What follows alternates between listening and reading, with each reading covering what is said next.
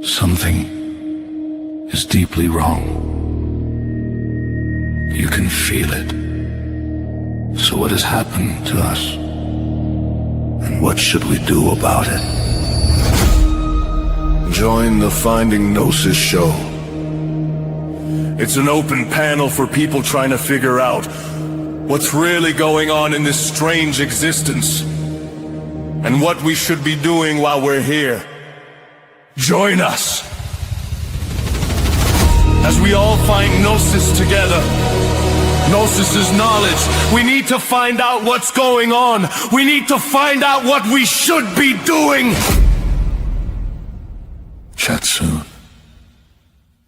on the Finding Gnosis Show. Disclaimer. This show is for discussion and entertainment purposes only. The Finding Gnosis Show is a platform for open discussion, exploration, and opinion sharing. The views expressed by hosts, guests, and participants are personal opinions and do not constitute professional, medical, legal, or financial advice. All topics discussed are only intended to spark curiosity, entertain, and encourage independent thought. If any subject interests you, we strongly advise conducting your own thorough research using reliable and professional sources. Critical thinking and due diligence is key. Stay curious, stay informed, be well, be lucky, and don't be an arsehole.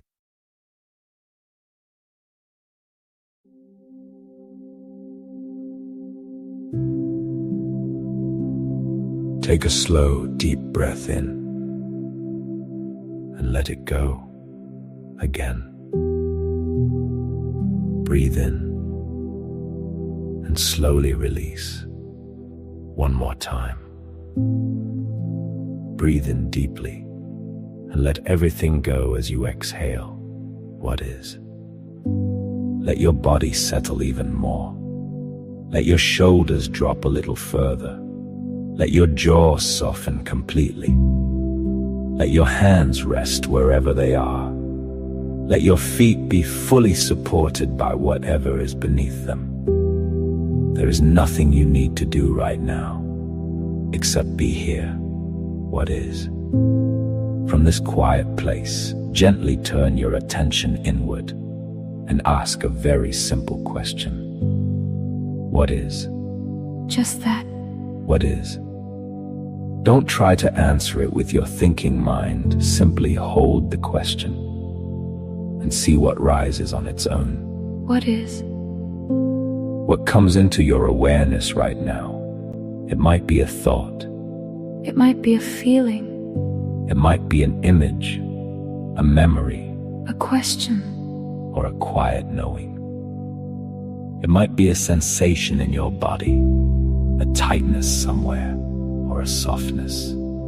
It might be the sound of your own breath, or sounds from the room around you.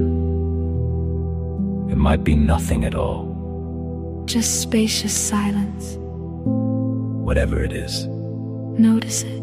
Don't push it away. Don't try to change it.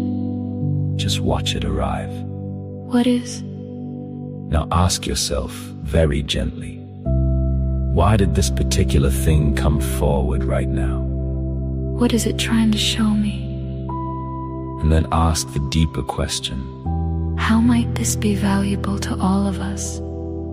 How might this help us understand what is actually going on in this existence we are all sharing? What is?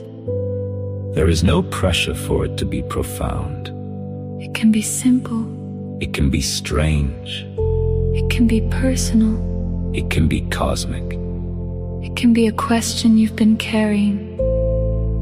Or something you feel the collective needs to hear. Whatever has arisen. Let it be exactly what wants to be known through you in this moment. Breathe with it. What is? Let yourself stay here a little longer. Notice if anything else is moving through you now. What else is present? What else wants to be seen? What is? When something clear has formed. Or even if it is still soft and unclear. When you feel the impulse to bring it into the circle, you are warmly invited to click the link pinned in the chat, or the link in the video description below. Come and join us live. Tell us what came to you when you asked, what is? And tell us why you feel it matters for you. And for all of us, your insight, your question, your feeling. your vision. It all belongs here.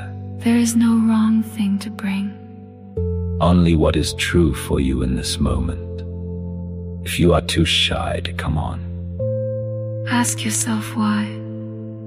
what are you afraid of? What is holding you back?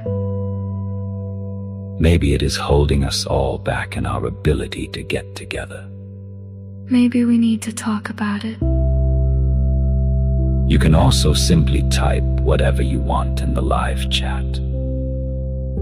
Remember, Words matter, they affect our thoughts and our thoughts affect what we do. and how we feel. Be careful what you say. Be careful what you type. Your words have power here, They help shape the space we are creating together. so speak from this quiet place. Or type from this quiet place. Whatever feels true for you right now. We are here to receive it with open hearts. There is no judgment, Only presence. only listening. Only connection. Take one more breath. And when you are ready, open your eyes if they are closed, Click the link. and come share what has been brought to the fore of your awareness. We are waiting for you. With open arms, open minds. And open hearts. What is? What is ready to emerge through you right now? What is it that wants to be known? Not just by you, but by all of us. What is?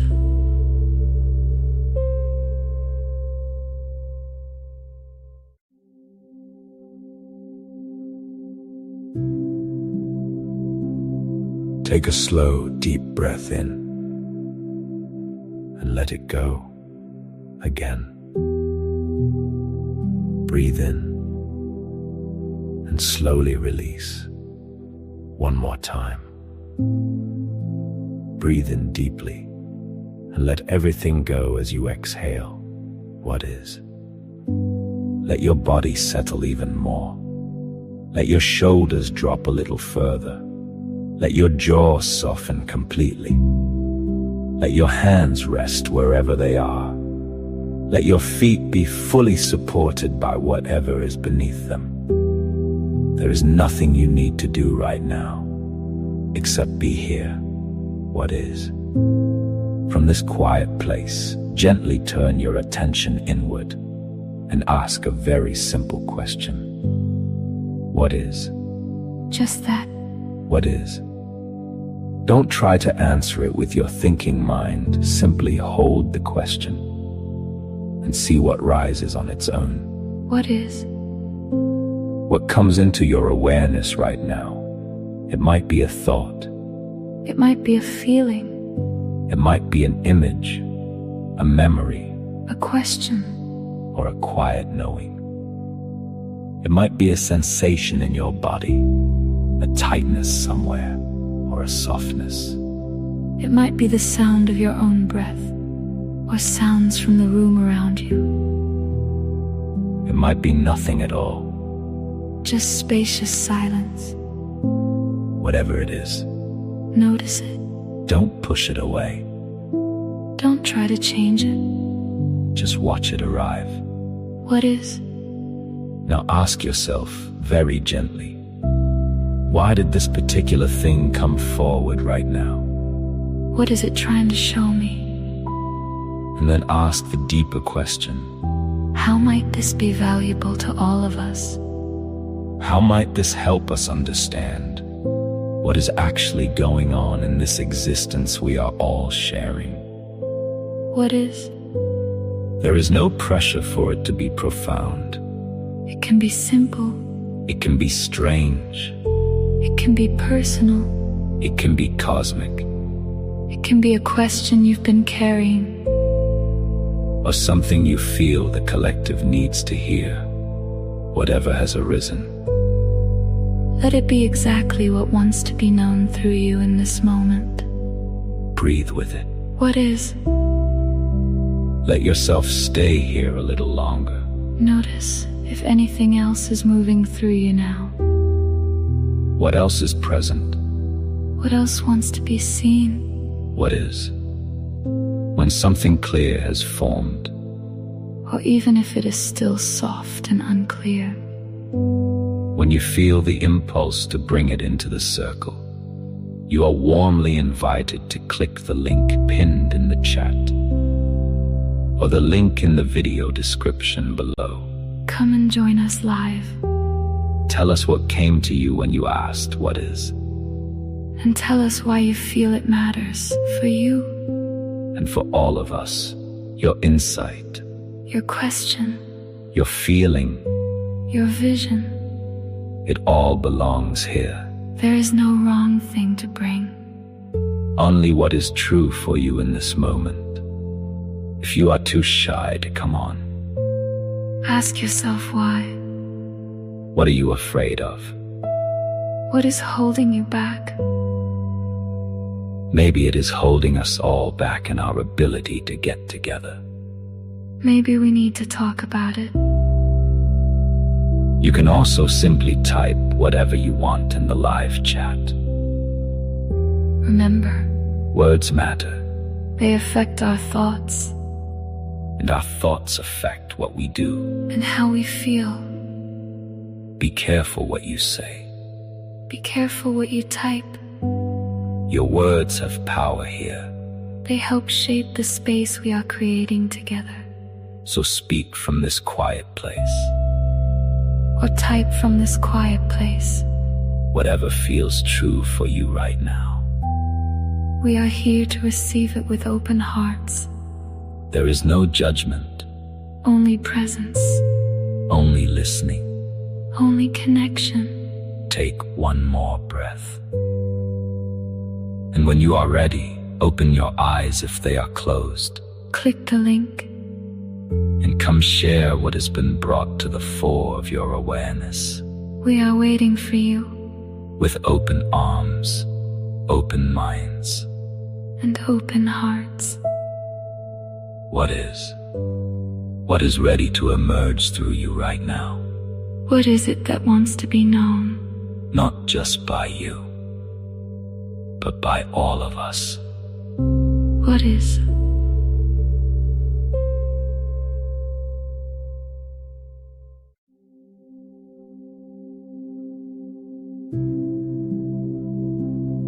Take a slow, deep breath in and let it go again. Breathe in and slowly release. One more time. Breathe in deeply and let everything go as you exhale. What is? Let your body settle even more. Let your shoulders drop a little further. Let your jaw soften completely. Let your hands rest wherever they are. Let your feet be fully supported by whatever is beneath them. There is nothing you need to do right now, except be here. What is? From this quiet place, gently turn your attention inward and ask a very simple question. What is? Just that. What is? Don't try to answer it with your thinking mind. Simply hold the question and see what rises on its own. What is? What comes into your awareness right now? It might be a thought. It might be a feeling. It might be an image, a memory, a question, or a quiet knowing. It might be a sensation in your body, a tightness somewhere, or a softness. It might be the sound of your own breath, or sounds from the room around you. It might be nothing at all. Just spacious silence. Whatever it is, notice it. Don't push it away. Don't try to change it. Just watch it arrive. What is? Now ask yourself very gently, why did this particular thing come forward right now? What is it trying to show me? and then ask the deeper question. How might this be valuable to all of us? How might this help us understand what is actually going on in this existence we are all sharing? What is? There is no pressure for it to be profound. It can be simple. It can be strange. It can be personal. It can be cosmic. It can be a question you've been carrying. Or something you feel the collective needs to hear, whatever has arisen. Let it be exactly what wants to be known through you in this moment. Breathe with it. What is? Let yourself stay here a little longer. Notice if anything else is moving through you now. What else is present? What else wants to be seen? What is? When something clear has formed. Or even if it is still soft and unclear. When you feel the impulse to bring it into the circle, you are warmly invited to click the link pinned in the chat, or the link in the video description below. Indeed, somebody has just clicked the link. Welcome everybody to another episode of Finding Gnosis. I do hope you are all exceedingly well. We are, as usual, on a quest to try and find out what is going on and what we should be doing. It's often a difficult journey, fraught with, disagreement. Sometimes it gets heated. But I ask everybody tonight to try and, retain some composure. Try and show some decorum. Let's try not to fight. Let's try to converse in good faith and share our thoughts and perspectives without causing too much disturbance. Untrackable is here. Untrackable. We are tonight a little bit more formal than usual. We're asking people when they come on to tell us whether what they're about to say is fact, speculation, or a question. And then to tell us why what they say matters. So if it's a fact, it has to be something that we can verify via a source you can tell us the whereabouts of. If it's speculation, please tell us how likely it is, whether it's warm or cold. And if it's a question that you don't know the answer to, but feel that it's a question we should ponder, we should think about, we should try to answer perhaps, tell us why that question also matters. And all of this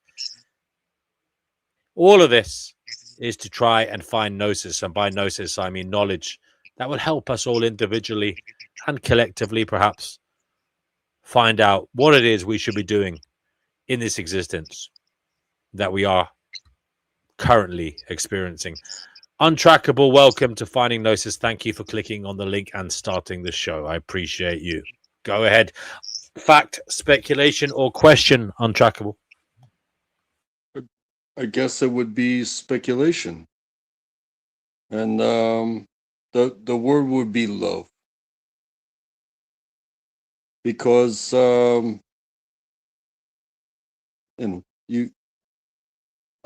someone can give it so freely, but its value, it cannot be fact driven.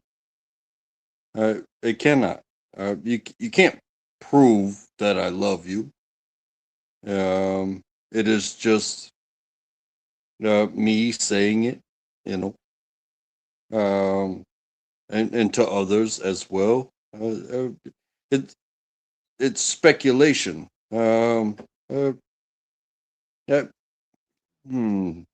It's tough because proof of love, to make it fact that I love you. Yeah. Does that make sense? Is that enough of a? Or maybe I'm wrong. Maybe love is a question.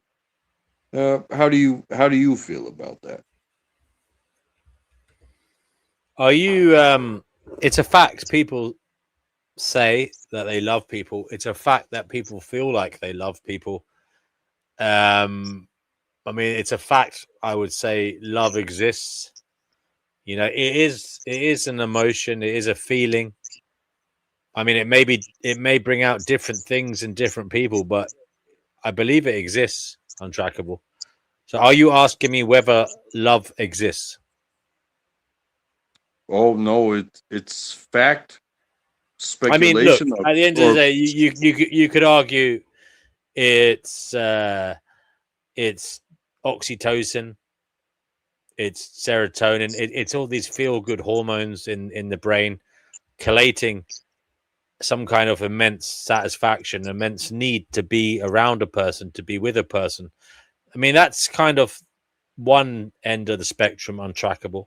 You know, you have this strong desire to be around someone, to be in the company of someone, to share your life with them. And I suppose you could argue that's based on neurochemistry, maybe even slightly something of an addiction, hopefully a positive one, if there is such a thing. But untrackable, maybe there's also the type of love that, you know, is more, let's just say, intellectual, more thought based. Maybe it's still feeling based, but you know, you're not necessarily desperate to be around the person, but you are perhaps keeping them in mind, wishing them well, and perhaps you're actively doing things to help them from near or far. But untrackable, you've broached a question that often comes up here, and that is, what is love?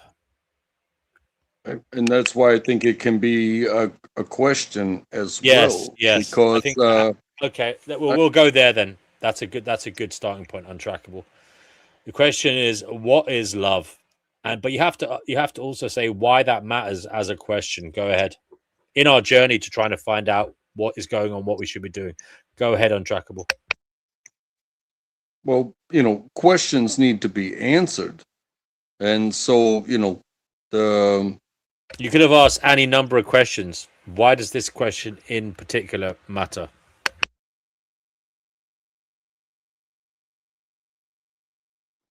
again, you said what is love, so the offering of commitment, dedication, and the like, um, are they received? So the question is there a receiver uh, to be loved, and does the receiver accept love? Because if they don't, well, then again, it goes back to the question: what is love?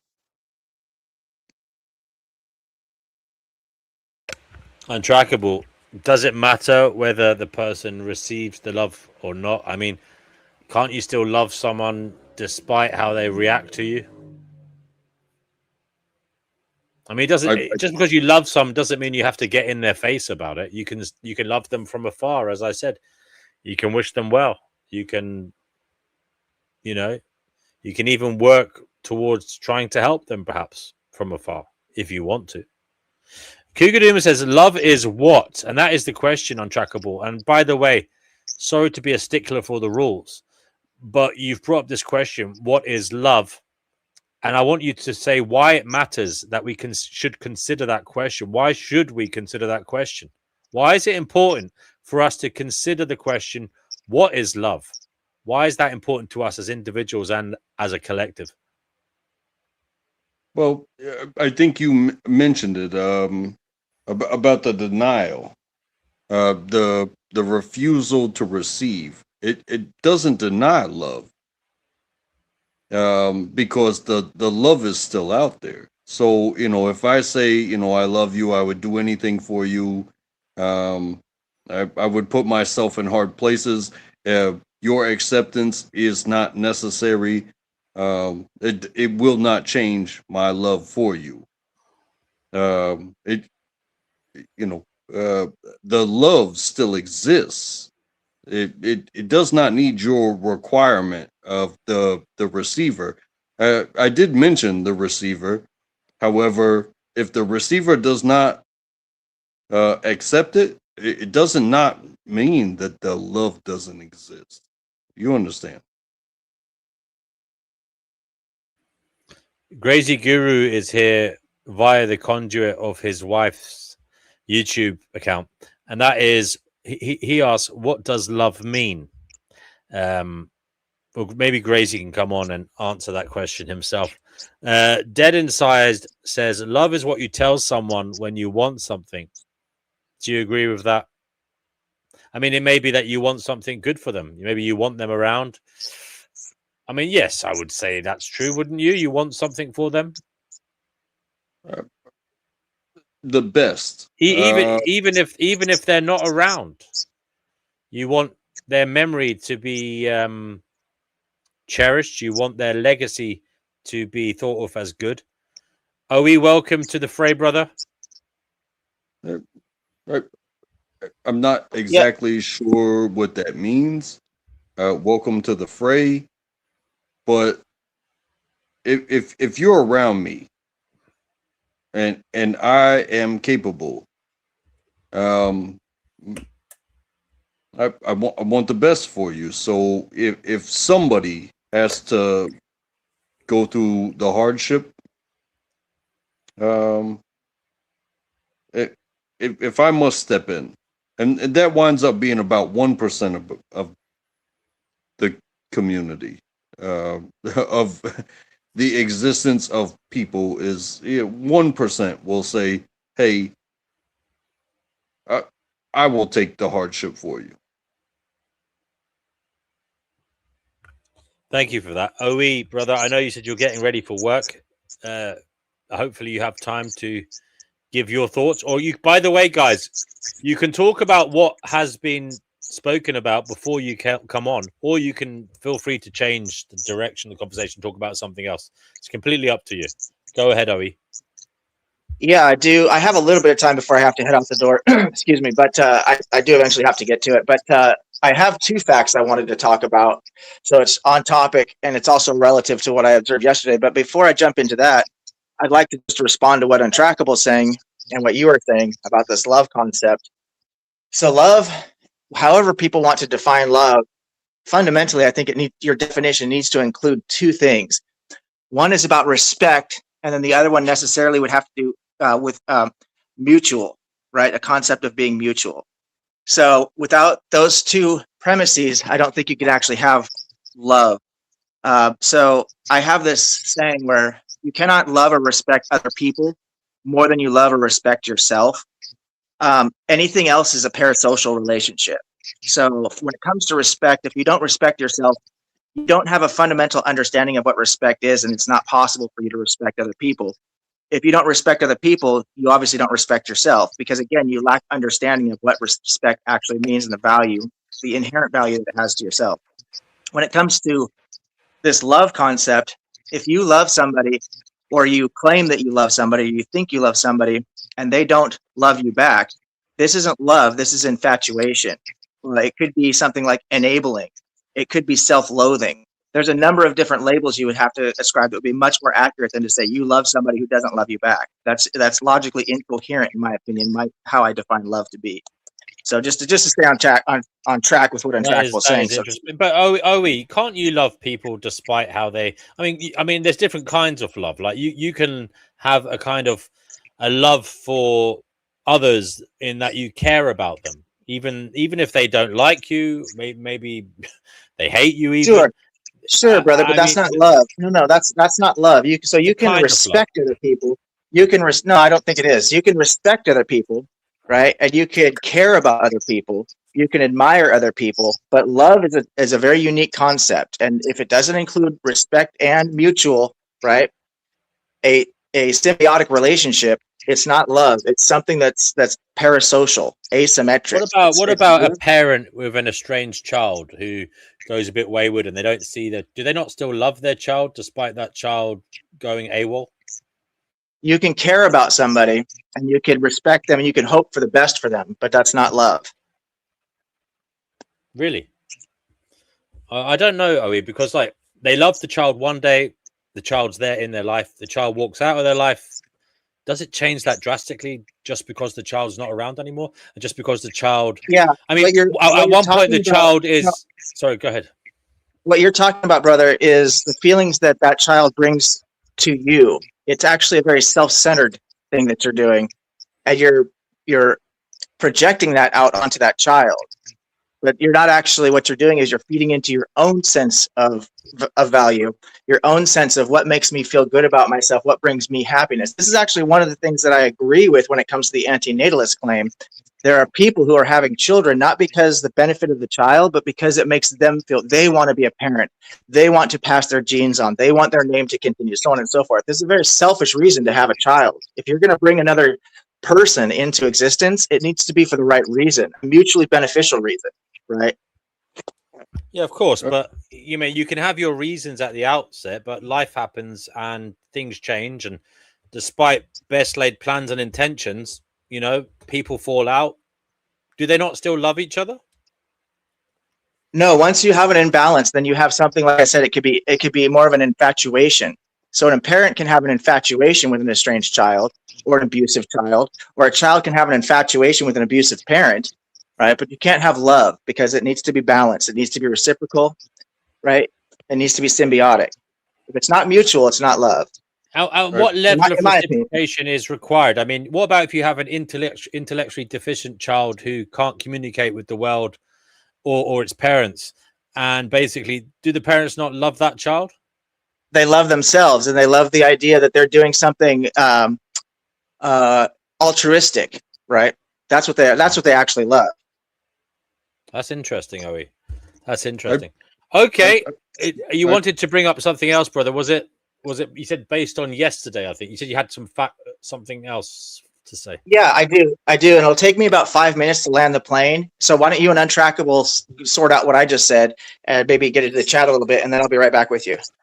Okay, Owie. Untrackable. Sorry, I should have given you the mic there to respond, because that was your initial point about love. So do you want to say something based on what Owie has said? It is quite all fine. I came up here for a conversation, and that is good information. I don't believe that love is a two-way street. I don't believe that, and that's my way of thinking. So I'm not trying to discredit anybody else's side of the street. However, if my dedication and my effort and my belief is for what I can give to you, you do not have to accept it, or those that you subscribe to that turn you away from me, they do not have to accept it. But I am offering effort and dedication, and so they cannot deny my love. Only you can deny. I don't think the acceptance of the dedication and the resilience of denial, that is hey, the love is there, and it will not stop. So if you say no, it doesn't mean that it's not there for one day maybe you say yes. Okay. You understand? Thank you, Untrackable. Thank you, Can I ask Emily, a clarifying question for Untrackable really quick before? I'm sorry, Emily, I didn't see you jump in. Can I ask a clarifying question for Untrackable to consider? And I really respect the brother, because I've only had a chance to hear Untrackable a couple times here recently, and I've always found him to be extremely polite, very intelligent, and very civil, and just really, it's nice to be able to share a stage with the brother, and always with you, Emily, as well. My question to you, Untrackable, would be two things. One, can a person love a basketball team? Do you think that's actually a real thing? Or are they infatuated with this feeling that makes them feel good, right? some kind of endorphins they get by watching their team put the ball in the hoop more times than the other team. The other thing I would say is, how would you define what do you think the definition, the distinctive definition is from your definition here of love versus infatuation?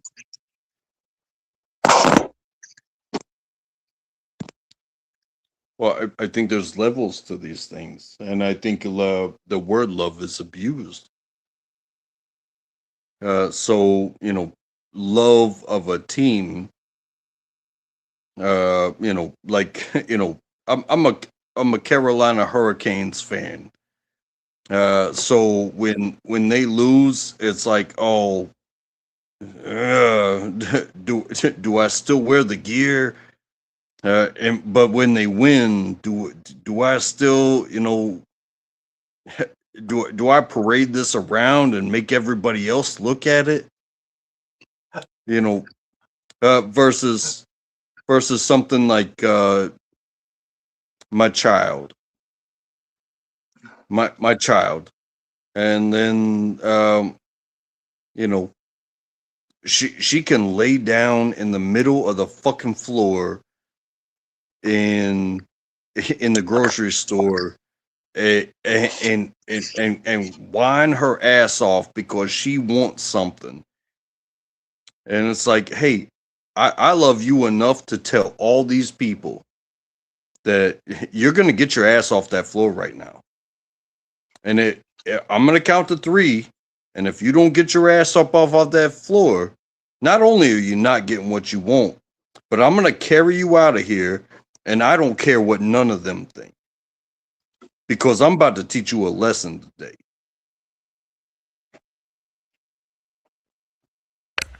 Because thank you.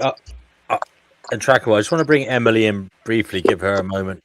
Emily, did you want to say something based on Untrackable's initial question? What is love? You can talk about that, or you can bring something else up.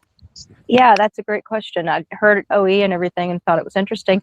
I think of love as seeing the worth in something else. I saw a video this morning of people saving a seagull who'd been wrapped in fishing wire. It was kind of hanging off of this thing, and they painstakingly cut it off of the bird, and the bird is just going to fly away. They're not going to get anything out of it.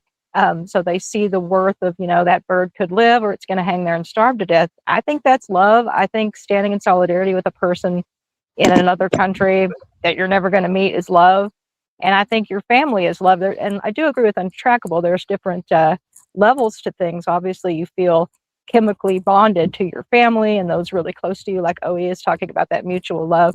But like virtue or righteous recognition of the value of other is love, in my opinion.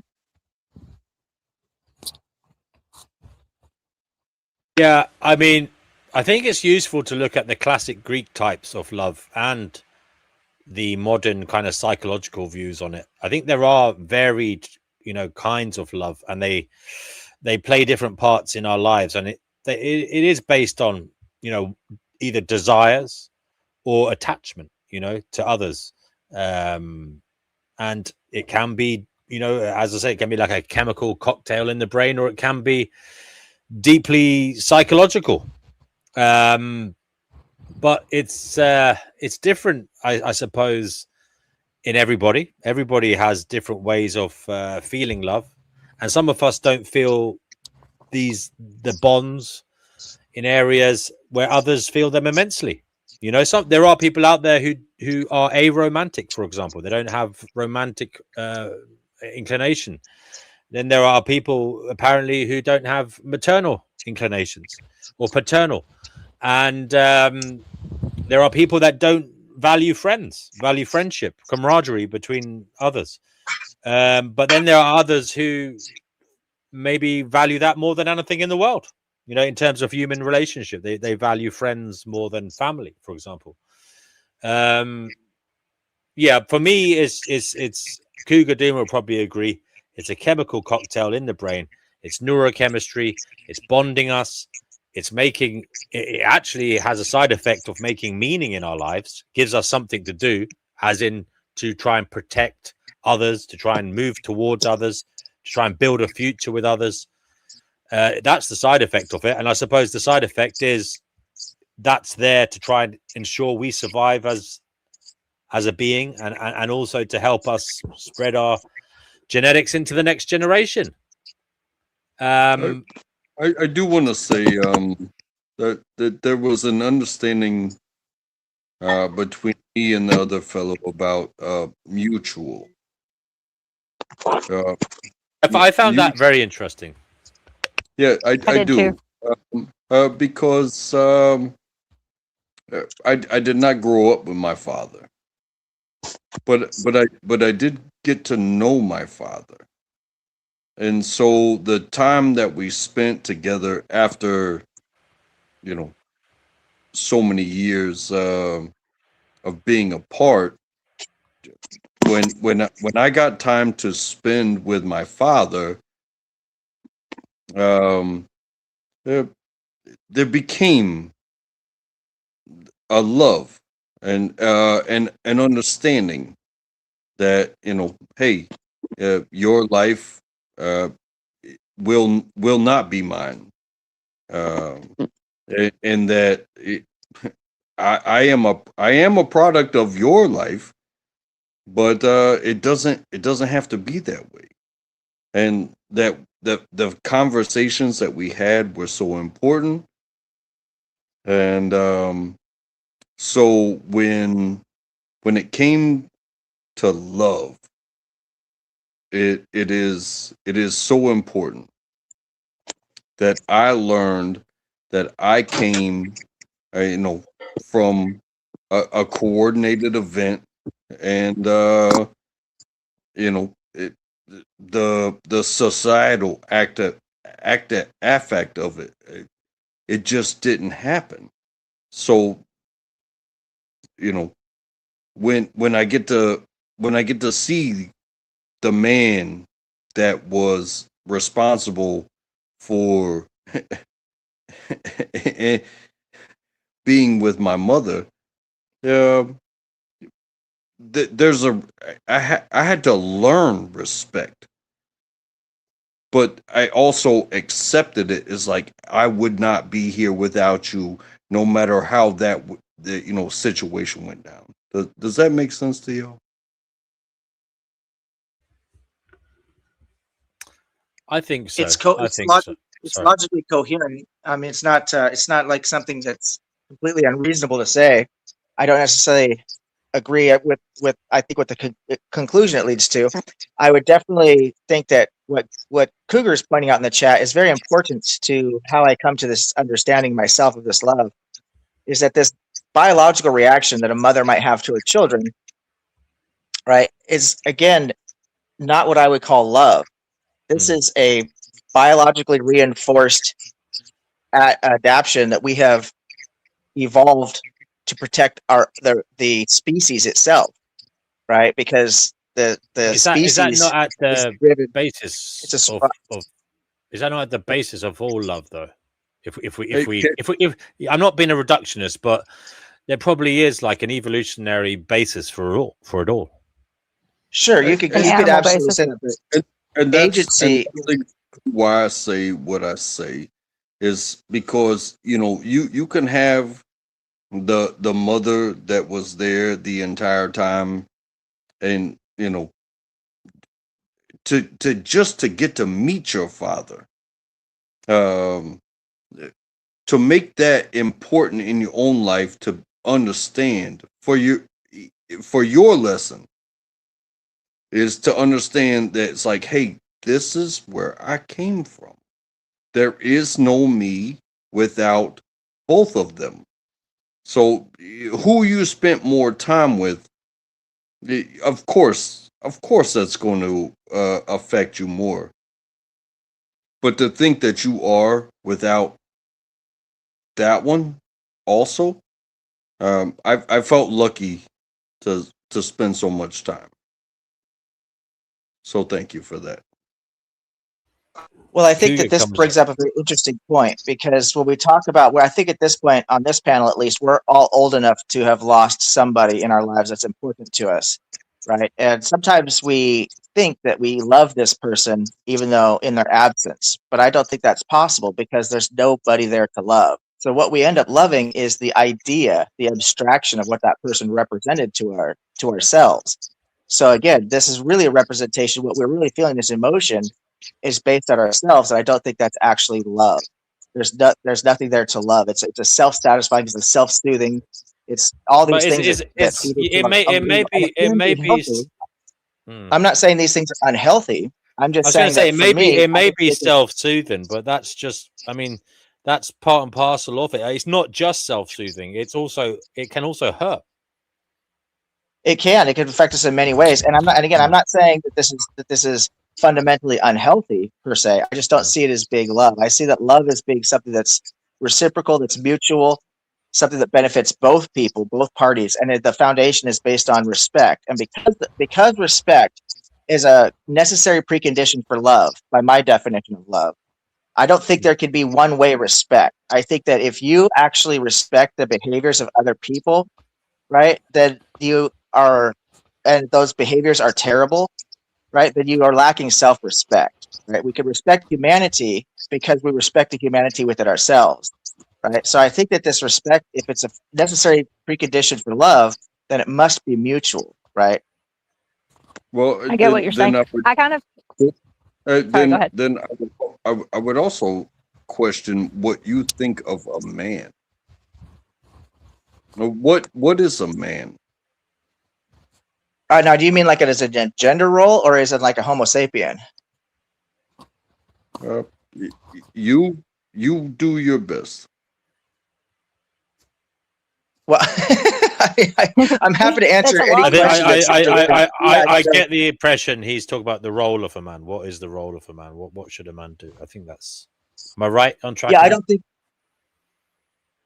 I don't think we have no. objective thoughts like that. You're not right. Tell me. Yeah, I think. What go ahead. is Sorry. a man? Well, a man is a Homo sapien, an adult Homo sapien that identifies with the physical, neurological, or lived experiences of a male, of an adult male. So a man can be a male can be a man or woman, right? A female can be a man or woman. A man can be a protector if that's what he thinks he wants to be or should be. A man can also be submissive to his wife if he thinks that's the most appropriate thing. I mean, I don't think that there's some objective standard that has to be a man, right? Okay, so when a man doesn't fit with a woman, for whatever it may be concerned, but they've definitely created children, and then there's a separation. How is the man supposed to interact with the children?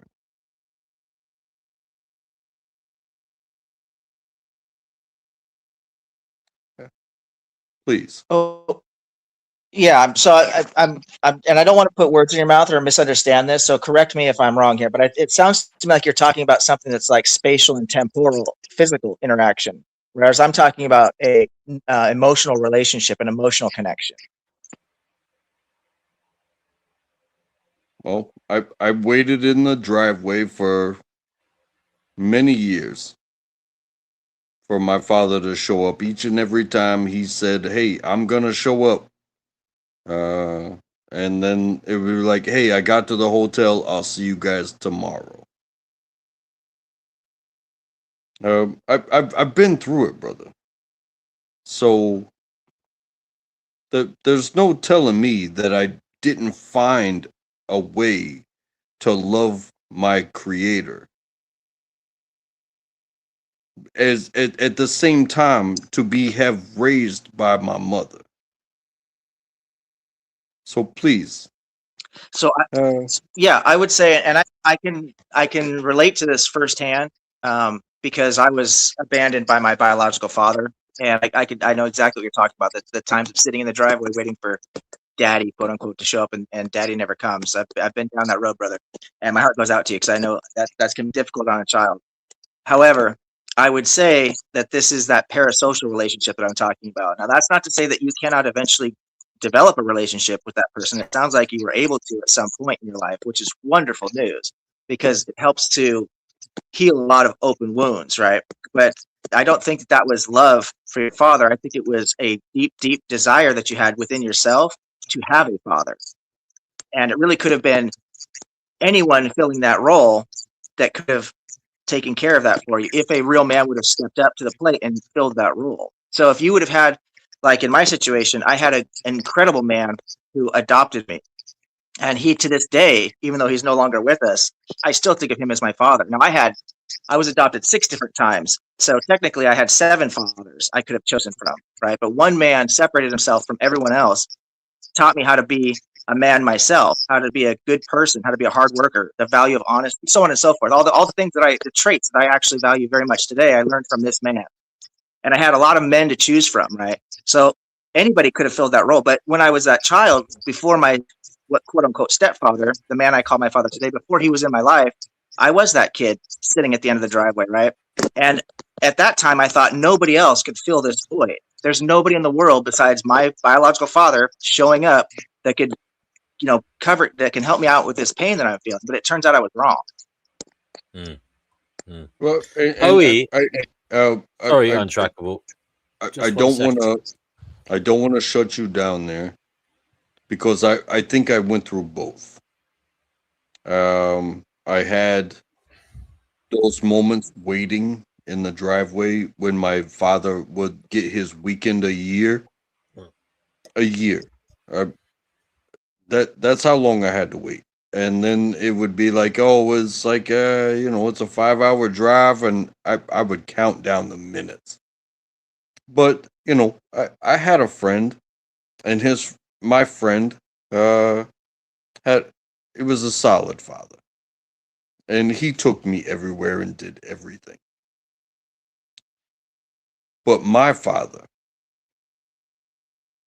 when it came to that, it was like I would give up all my time. I would make time. And then once I became an adult and I said, hey, I'm going to meet you at the airport. And next thing you know, we're stuck in traffic. And I got to spend more time with my father stuck in traffic than I had ever spent with him one-on-one in my life. And it made me understand the situation between my mother and my father.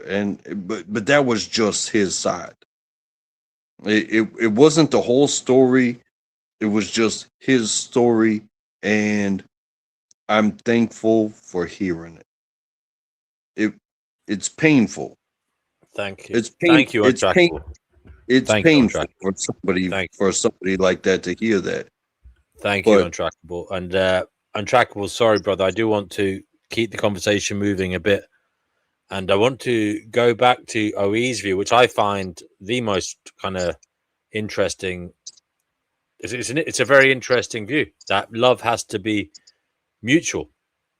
I mean, I think if I was to agree with you somewhat, OE, it would be that's the ideal form of love.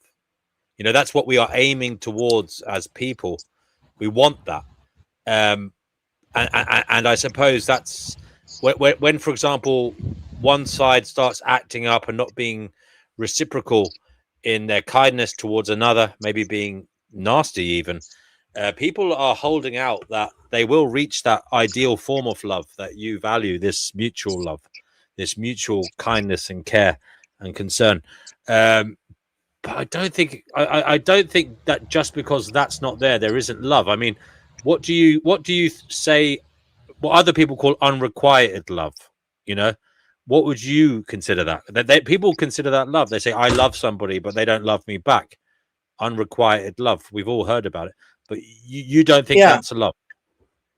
No, I don't, and I think that we can to really parse that out. And again, I value the fact that this is very subjective, right? So I'm not saying that this is like definitively, objectively, this has to be the definition or understanding of love. This is my understanding of love. But I'm fully willing to admit that there is no objective standard or definition for any word, for that matter. We invent these words and the meanings thereof. So I just want to be clear about that. And I also want to make sure that I'm not coming across like I'm diminishing Untrackable's lived experiences, because I'm certainly not meaning to do that, or anybody else's for that matter. The pushback that I have to give respectfully is that when we start qualifying these counter examples that are being offered here, then I'm questioning, well, wouldn't that fall under something like enabling? Like, how would we differentiate what you guys are talking about after offering this conversation from a woman who stays with an abusive husband, right? Is that a loving relationship? Because in a clinical setting, we would call that enabling. We would say that's very unhealthy, right? So is there such a thing as unhealthy love? I don't think so. You see, I think there could be, OE. I think, as I said, if you look at the kind of biological aspect, and even dare I say it, the psychological, because I've read enough to consider that it's possibly true that how people are treated in their younger years creates a psychological need in them for perhaps people that may be toxic to them, and they say they love them. I mean, now you're removing agency from the equation, and I think that's problematic. And again, I would ask if we're going to allow these other examples to be defined as I different type of love, then what different? Well, that's interesting, because even as a hard determinist, there has to be some agency, or there's no moral. As in like free agency. I don't know if there's much free agency. Yeah, but I don't believe it. Yeah, I don't believe in free will. I don't believe in free will either. I'm a compatibilist. But even if you're a hard determinist, you must accept some form of agency.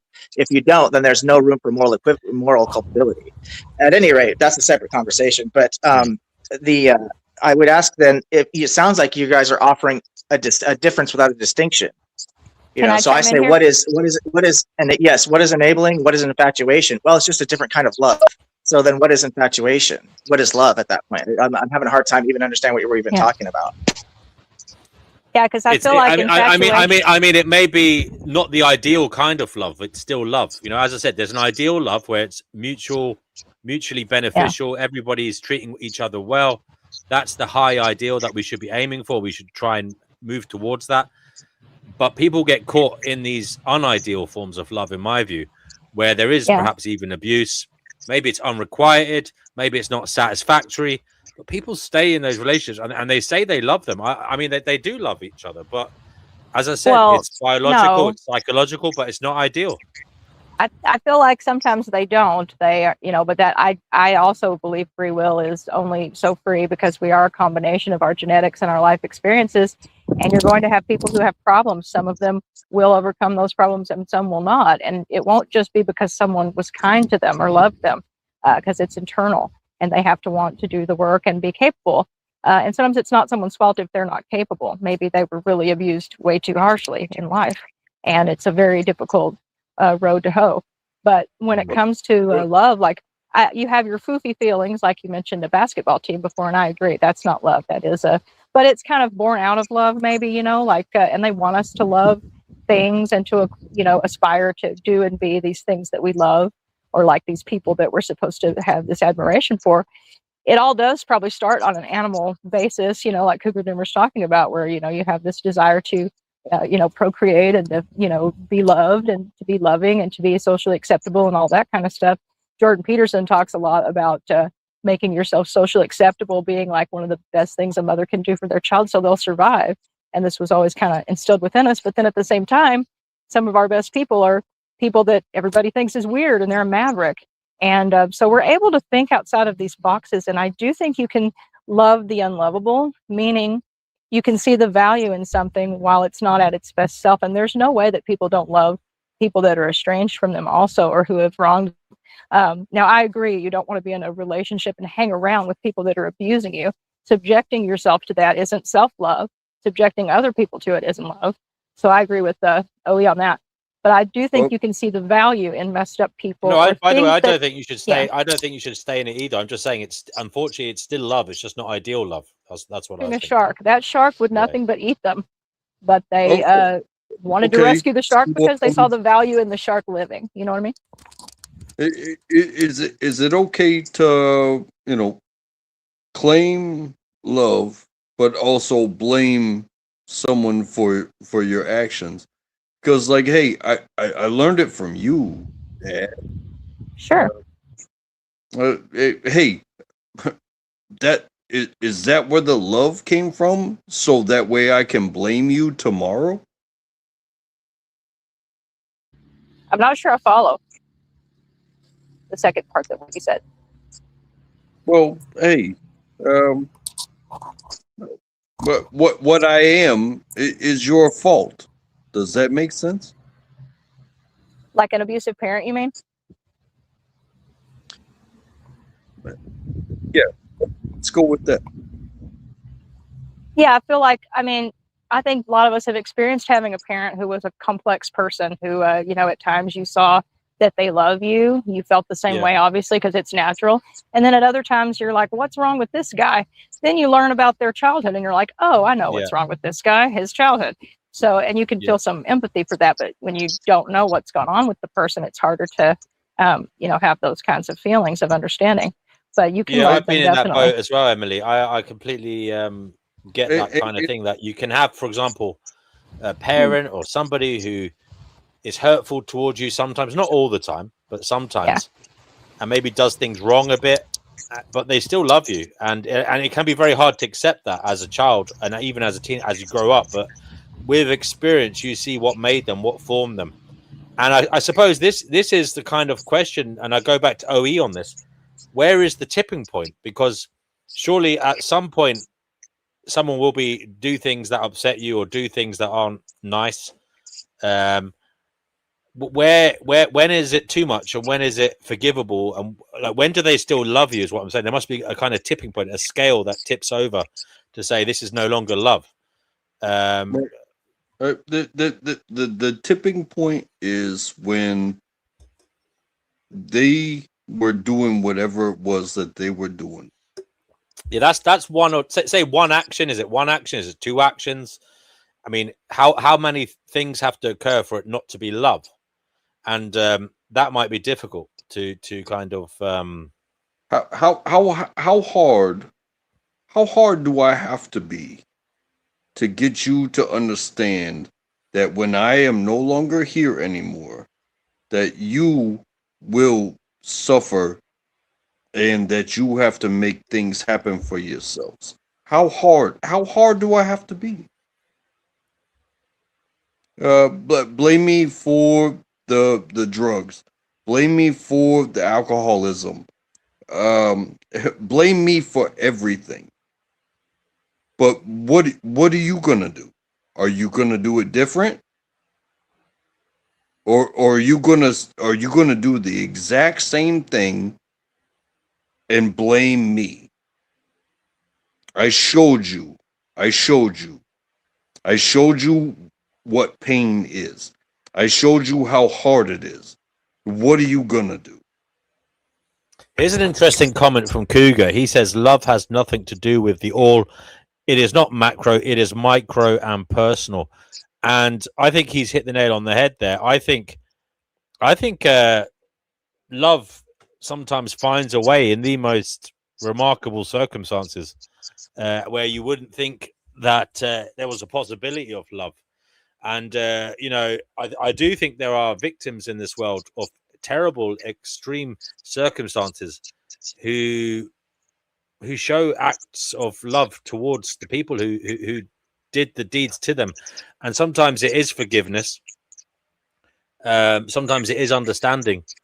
And sometimes it's not reacting in a manner that most of us would react, like with, vitriol and anger and hate. So I think it's extremely complicated. But yes, I think we've all said it already. It is subjective, and it is interesting to hear everybody's personal views on it. It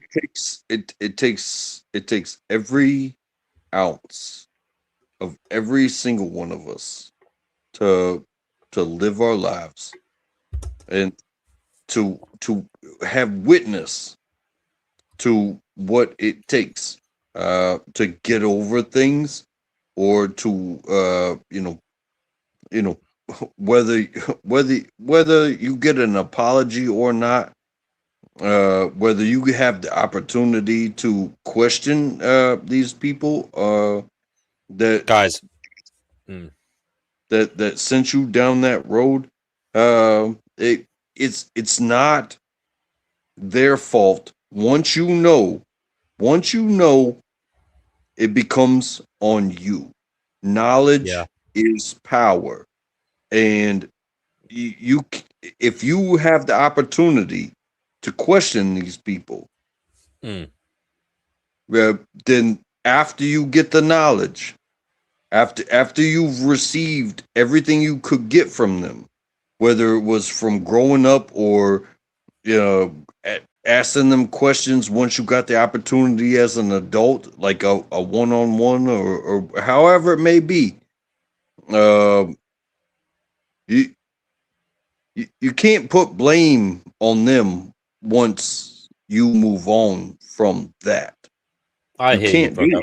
I hear you, brother. Once we understand the bigger picture in a situation, it becomes easier to forgive, and it also puts an onus on us to act differently in the future, perhaps for in all manner of ways. It might be not putting ourselves in the same situation. I mean, there's so much you can learn when you have understanding. There's so much you can learn about how to proceed in life. And yes, when you do know things, when your knowledge grows, I suppose, yes, your responsibility grows. There is an onus on you to behave differently in the future. Yeah, you asked a very interesting question. Hold on, Untrackable. Give me 1 second, brother. Untrackable. Sorry, I'm at the end of my time here. I have to get ready out the door, but I will be able to jump back on, hopefully within about 20, 30 minutes, unless shit hits the fan at work, but I don't expect it to. But I did come up here because I wanted to talk about facts. Yeah, you said the show was about facts, fiction, or I can't remember what the other word you had. But there are some facts that I noticed. That I observed from yesterday, and Grazy being in the chat, actually, I would invite you personally to come up here so we could talk about it together. But you don't have to if you're not comfortable doing that. But it does involve things that were said by you and about you yesterday. So I don't know. Some of you may know already that I've gone back to college. I've entered a master's program because I want to change careers, and I'm actually studying. I'm taking a master's degree in psychology because I want to either be a marriage counselor or work in mental health. So when you guys were talking about this pathologizing, it's very interesting because I'm literally taking coursework on that very subject. And there was a lot of misinformation that was happening. Yeah, I'm really excited. Did you do a degree in psychology, or is it just like you've done a degree in something else and then a master's in psychology? I've got a bachelor's degree in something else. It is in medical sciences, in the medical science field, but no, it's not related to psychology. So I have a lot of catch-up coursework I have to do for the master's program. So it'll take it's going to be a couple of years before I can get through all this, unfortunately. But but because this is something I'm studying, although I will say you made a comment and it did make me think, it is very interesting being my age in a college classroom where I could probably be, a parent to like 90% of the kids that are sitting next to me, just based on age alone. But it's kind of well, you don't. Well, one thing, you don't look your age, so you do get away with that at least. You look younger. Yeah, I told them all that I was 35. And they bought it. It was great. And then I had to, but at any rate, no, I was going to say though, but I did want to talk about how this does actually apply, both in legal terms and also the concept of rights that was being mentioned yesterday. And I think that's a really interesting topic, but I can't get it. I didn't want to diverge from this lovely conversation. And I also wanted to invite Grazy up here personally. A great conversation. Yeah, Grazy, come on. Yeah, I'll be back in the conversation in about 30 minutes probably, but it was lovely listening to all your different views. Would you recommend others go back, OE? I mean, it sounds great that you're doing that. Would you recommend? It's never too late to go back and do something, is it? It's never too late. It's never too late to get in shape. It's never too late to build a relationship or repair a relationship. It's never too late to do the right thing, whatever that might be, to better your life. Never too late. Amen to that, guys. Yeah, you only get Woohoo. one life as far as we know. So you might as well make the most out of every single possible moment, every single relationship. And that includes the relationship you have with yourself, which is the most important relationship you're going to have. I do want to just say really quickly that you mentioned the tipping point. And my definition or understanding of love is something that allows for an objective tipping point, even though love is subjective and intersubjective, as I would even put it. Right? And that's what I think gives so much argumentative power, epistemic power to my position here, is because I can look at an objective tipping point in this mutual, beneficial, symbiotic relationship. That's the tipping point. Whereas everything about this is subjective or intersubjective. So according to what I'm hearing from you guys, that tipping point is going to be different for everybody involved on both sides of the fence. But if you look at an objective standard, which is mutually beneficial, right? An outside observer can look at that. A clinician can look at that and say, this is an unhealthy relationship because of X, Y, and Z, right? So that's, I think, why this... I agree with you. They can say it's unhealthy. But as I said, unfortunately, love is still there. And it can be unhealthy. It would be better off if these people weren't together. And we're talking not just about romantic here. People can be with have friends and family that are no good for them. They would be better off leaving. And Jobs, not talking churches. I agree with you clinically, OE. I agree with you clinically. We can say it's unhealthy, but I still think the fact remains people, either one side or both parties, can still love each other despite it not being ideal and despite it being problematic. And I suppose the other side to this is, from a clinical setting, you could say, yeah, this is unhealthy, this is not good. But that might be one thing that happened that week. There was all other things that happened that week that might have been good, might have been okay. I'm not saying they're compensatory. I'm just saying it's not all there is. The bad things are not everything. The woman might still feel butterflies when she sees him, or the man might still feel happy when he thinks of her. And you can talk about friends as well. It's extremely complicated. But as I said earlier, the ideal form of love, where it's mutually beneficial, that's the ideal situation. But I think we have to be careful, because we become needy. Something might happen. We might have a great fall. And is it not still love when somebody cares for us? I know you might say they've built love because of their previous interactions. And I think that's the case. I think if for example, you and a friend have a nice relationship, and then the friend gets ill and they can't communicate with you anymore, they're lying in a bed, perhaps they've had a stroke, you go to see that person, they can't really do anything for you, but you're still getting something out of it. Maybe you're still getting something out of it. And I think it's not just biological.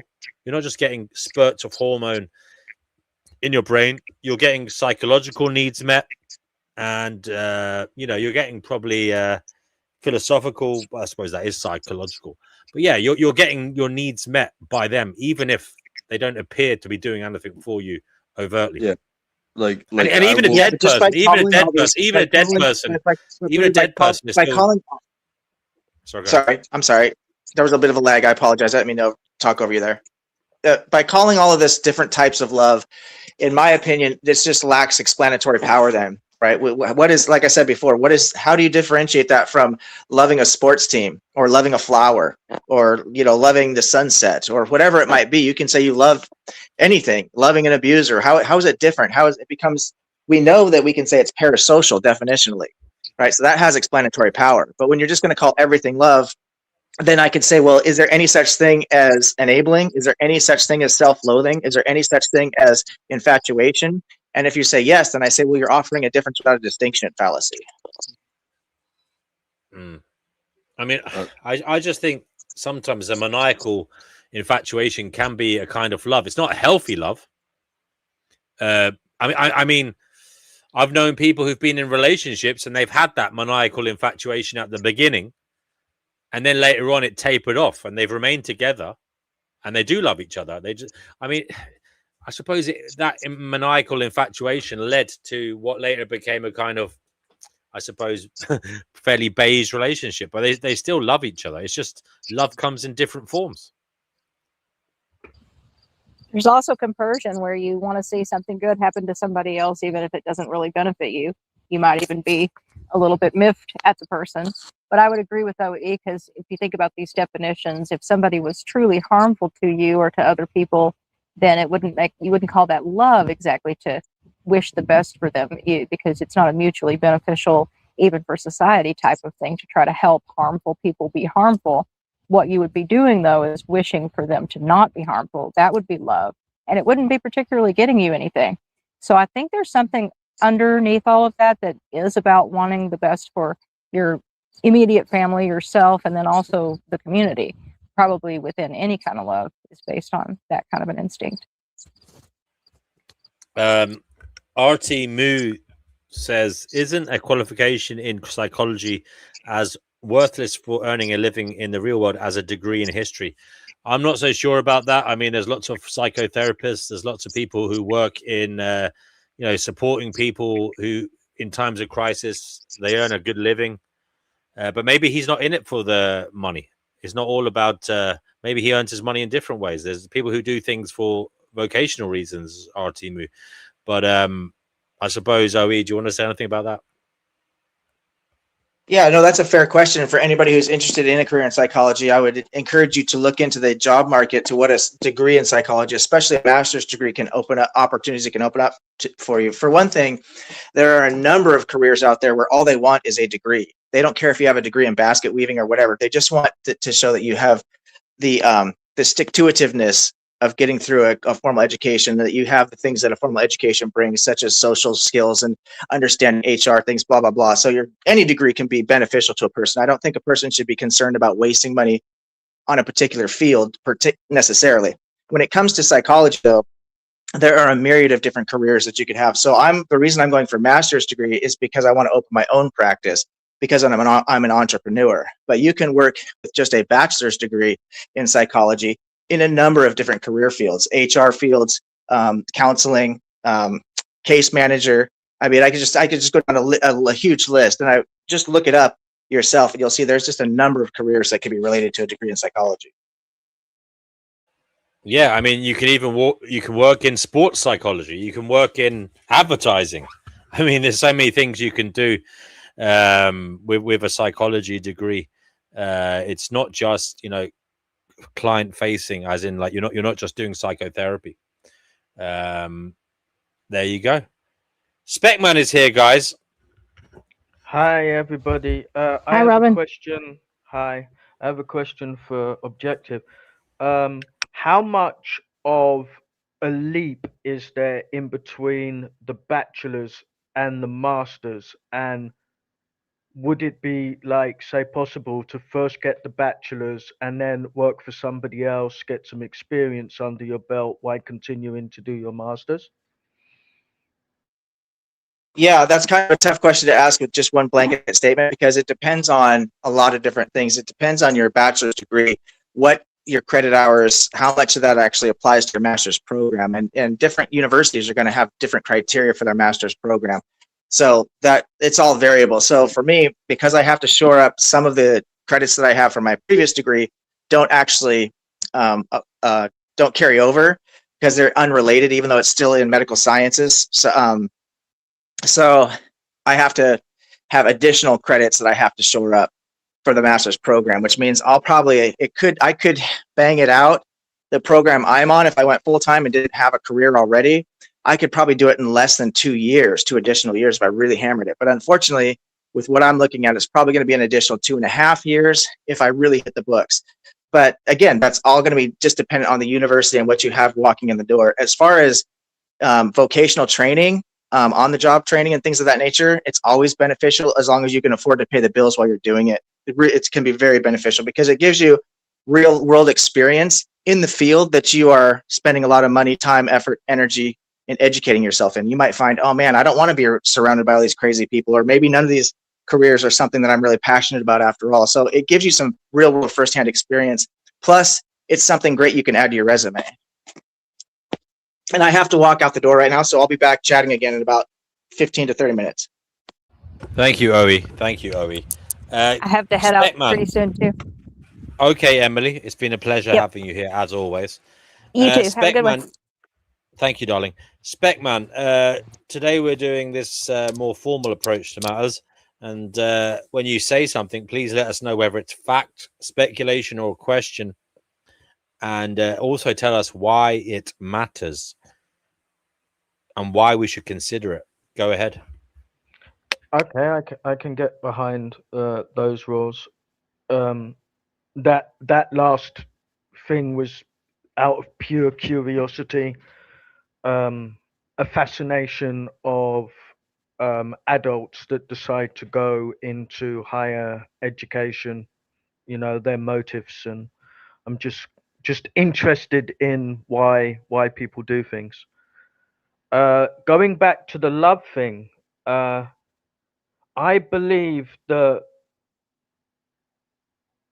and this is a belief, I can't prove it to be a fact, but I believe that some people have become so enamored with society and its contradictions, and especially religions playing such a major part in election cycles, the way people think, war mechanics, uh, that they've become so disillusioned that they want to create a world where everything is quantifiable and can be replicated instantly by science.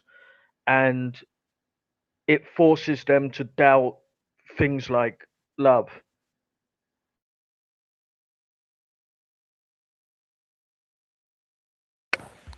Can you say that last bit again, please, Specman? I said that because of the state of the world, people become so disillusioned that it makes them doubt things like love that aren't easily quantifiable and sometimes make no logical sense. Have you ever fallen into that category yourself? And when did you last fall into that category, if so? It's been a little while now since that I've been in love. Um, and Oh, I meant doubted love. Doubted. oh oh I've never doubted love, not once. So love is a thing. It makes people do really good things. It can make people do really bad things. Um, it is a thing that exists, but it needs to be tempered with wisdom. I do believe. Okay. So you didn't have a problem with believing in love. You've always believed in love, but did you have a problem tempering it with wisdom? Of course, especially when I was a very young man, ages 16. Um, I got kind of lucky, kind of unlucky that at the age of 16, I fell head over heels in love uh, with a lady that was 2 years older than I was, which caused an awful lot of problems. And me being me, um, I chased her down. She had a boyfriend at the time, but I chased her down, and I was elated when she finally stood still long enough that I could catch her. And obviously, for most people, I would say 99% of people, when you finally find your first love, uh, all of your friends and family look around knowing that it's your first love and it probably won't be your only love. So, yeah, it was a whirlwind. But I wouldn't change a thing. In fact, I wouldn't change a single thing in my entire life, because without every single thing that's happened in my life, I wouldn't be the person that I am sitting here right now talking to you, DNW. Absolutely. Absolutely. This is where you're at. It's because of what has happened. Guys, the link is in the live chat. Do come on. We've got a few in the live chat here. We've got Cougar Duma, JE, Quantum Epic, Alyssa Crazy Guru, Buck Can Reality, Jeeps, good to see you. Are you honorable battle vomit? RT Moo. There's a load of you in the live chat. Good to see you all. Do come on, guys. We need a few more minds here trying to dissect what is going on and come up with possible ideas as to what we should be doing. Speckman, would you like to maybe bring up something else? Yes. On a personal note, I believe that the Abrahamic religions, especially, but for example, there is nothing that places Hinduism above the Abrahamic religions. Just the fact that most of the problems that we hear about when religion is concerned is done by the Abrahamic branches of religion. And I think that people have been so disillusioned by the Abrahamic religion, the promises that it makes, the statements of fact that it makes that can be proven wrong, both ethically and scientifically. I think that the Abrahamic religions have done so much damage to humanity that ordinary people that doubt those teachings that they were given when they were young, they start doubting fundamental feelings like loving somebody, and they want to rationalize it and quantify it. So I think, yeah, I blame the Abrahamic religions for a lot of the things that don't work in this world. I know I see every 5 seconds somebody telling me that Jesus saved their life. Well, good for you, because Jesus has ruined my life, and I believe that it has ruined the lives of many, many, many more people in inadvertent ways. So Can you explain how he's ruined your life? By existing. I've spent times being frustrated about Jesus, being angry the way that people use this historical figure to bash people over the head with it 2,000 years later. It's like I wasn't born not liking the Abrahamic religions and Jesus in particular, but people that practice those Abrahamic religions have brought Jesus before me so many times that I feel the need to complain about him. There you go. Okay. How have you got over that trauma, or have you ever got over it? I don't think I can, because it gets rubbed in my face every 5 minutes. I'm a UFC fan, and I love the athleticism of it. I love the real world, one person against another person, all that they are competing. I love that. I love how it can take people that have had tough lives, give them focus and purpose, and how it can improve their lives. So I love the UFC, but every time somebody wins a fight and blames it on some Abrahamic entity, it gets me. Fascinating. Well, people seem to be shy observers tonight for some reason. They don't want to step up and join in. There's quite a few watching. Battleaxe, do you want to come on? Ragamuffin, it'd be good to have you on here, brother. J.E., do come on. D-Head, Dr. D-Head, US Ape, good to see you. Okay, Speckman. If you wanted to, you could play the brilliant Finding Gnosis intro, because it might change the topic and spark people to want to come in with new ideas. If I can find it.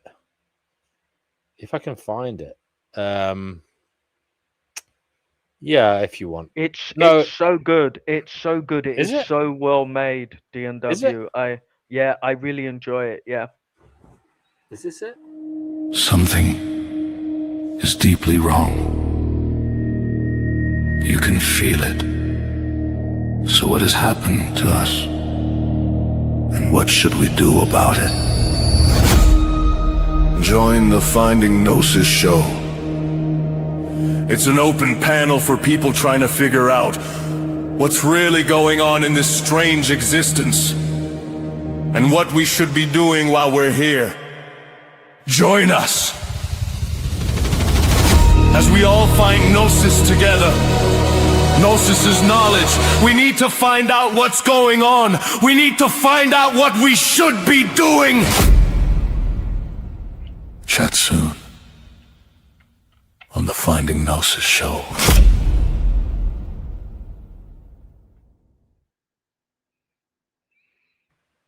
Hello, Mr. Ragamuffin Vision. Good to have you on the Finding Gnosis Show.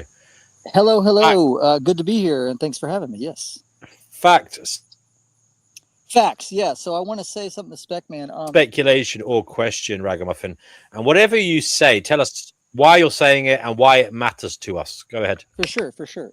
So I wouldn't associate the teachings of Christ with Christianity because they're not one and the same. Now, a lot of people may think that they are, including you, Specman, but there's a big difference between what Christ actually taught and what Christianity itself is. A lot of bad things have been done in the name of Christ and Christianity. You're totally right. The Crusades, for an example, a lot of what the Catholic Church has done with the Vatican, intertwining themselves with Christianity. So in my opinion, this is what Christianity is. It's a mix of paganism intertwined with Jewish mysticism. In other words, I believe Zionists worked with Rome to create Christianity, but Christ's teachings existed prior to that and exist outside of the Bible as well as in the Bible. But what they put together when they put the Bible together is they misappropriated certain things and painted out a creator God in the Old Testament to be a violent individual that's about bloodshed, wants sacrifices, and I'm here to say that I don't believe that. I don't believe that. I believe the prophets spoke against that. They spoke against the types of things you're referring to, and they were all killed. But Christ's teachings are really a pacifism. It's everyone coming together in unity and love, no one doing anybody else wrong, no one killing anybody, no one picking up arms, because, see, according to the book of Enoch, weaponry was designed and given to mankind by fallen angels. So there's a whole lot of stuff that's been going on since way back in the day that don't have anything to do with one another. So I hear where you're coming from, and I get it because I've been around religious people my whole life. I grew up in religion, but I now have a different take on what Christ actually taught. And I believe he taught an inner kingdom, seeking for oneself in meditation and stillness and connecting with God and everything that exists for you inside of you. And then that in turn connects with things outside of you. So it's because he says the kingdom of heaven is within and also without, but it's not seen by eyes and heard by ears in the way that people are looking to find something.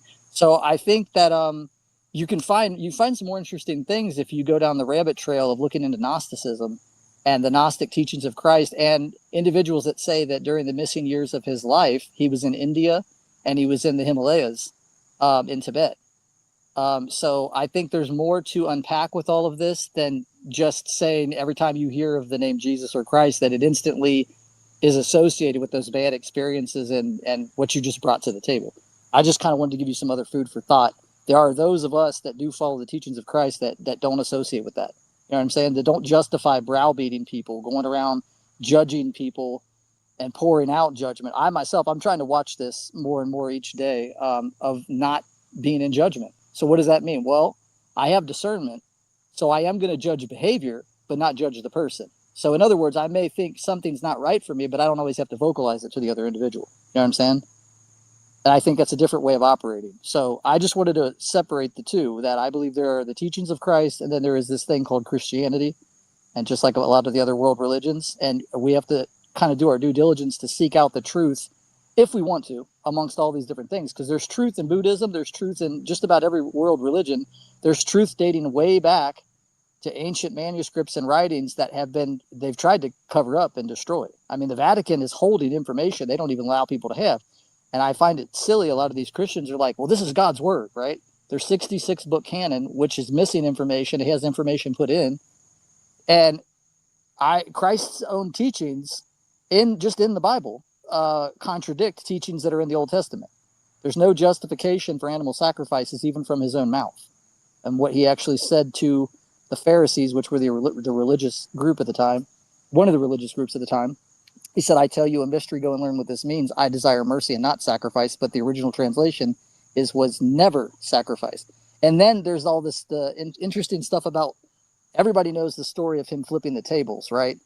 According to what I've now researched, that there's a historical, factual thing that did take place. But when he flipped the tables in the temple, it's because he was freeing the animals they were trying to sacrifice, they were buying and selling to kill. So every time somebody had some type of a sin they thought that needed to be eradicated, they would go into that place and buy all manner of animals, from the smallest low-priced one all the way up to the big one. You know, if you couldn't afford an oxen, you could just get a dove. And so they had this weird transactional thing going on, so much so that Josephus, the Jewish historian, says that there was so much blood in the temple, they were like wading around in it like waist high, just because they just continually slaughtering things. So when Christ supposedly went into this temple and shut that down for the day with his disciples, that really screwed up their commerce. So I think there's more to this whole story and to all of this. And I just wanted to kind of, stir you up a little bit with some of that, you look a little deeper, because there is a Christic path, I believe, in everyone. And I believe we have a part of our DNA that lines up in a crystalline manner when we live a certain way, where we don't use our energy for just random things, including, like semen retention. There's a lot of value to not doing that often. And, Lenny Kravitz is an example.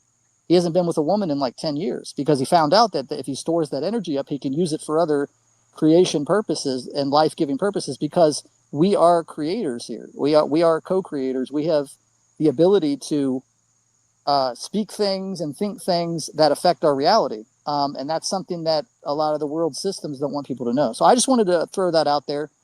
Hopefully, it kind of stirs your brain up a little bit to kind of, go a little deeper, check some stuff out, or continue to hold your position. I don't blame you for your position, though, by the way, because I understand, and I've been around a lot of what religion does to people and can do to people. And a lot of people want to make Christ their scapegoat. That's what they think. I couldn't possibly live this life right, so therefore Jesus had to. But that's actually not what he taught. He taught keeping the commandments, which I believe the only ones were just the 10 commandments, are pretty easy to walk out if we're thinking about it from the perspective of what he was giving it as. So I don't believe that God's just, you know what I'm saying? I don't believe God's this rule maker that's looking to smack people down all the time. And when mankind takes on that embodiment, that's the wrong spirit. There are spirits, I believe, that run this world, these archons, and they're manipulating people to be in fear, guilt, and shame, and they're feeding off of people's energy when they do that. It's really wild. So, that's where I'm at with all this. I'm not the nominal Christian, but I am a follower of Christ and his teachings. So. Thank you for that. It's interesting you talk about these archons. Do you truly believe that? Why do you believe that? And I've seen things in my personal life. What does it mean for how you operate in life? Okay, yeah.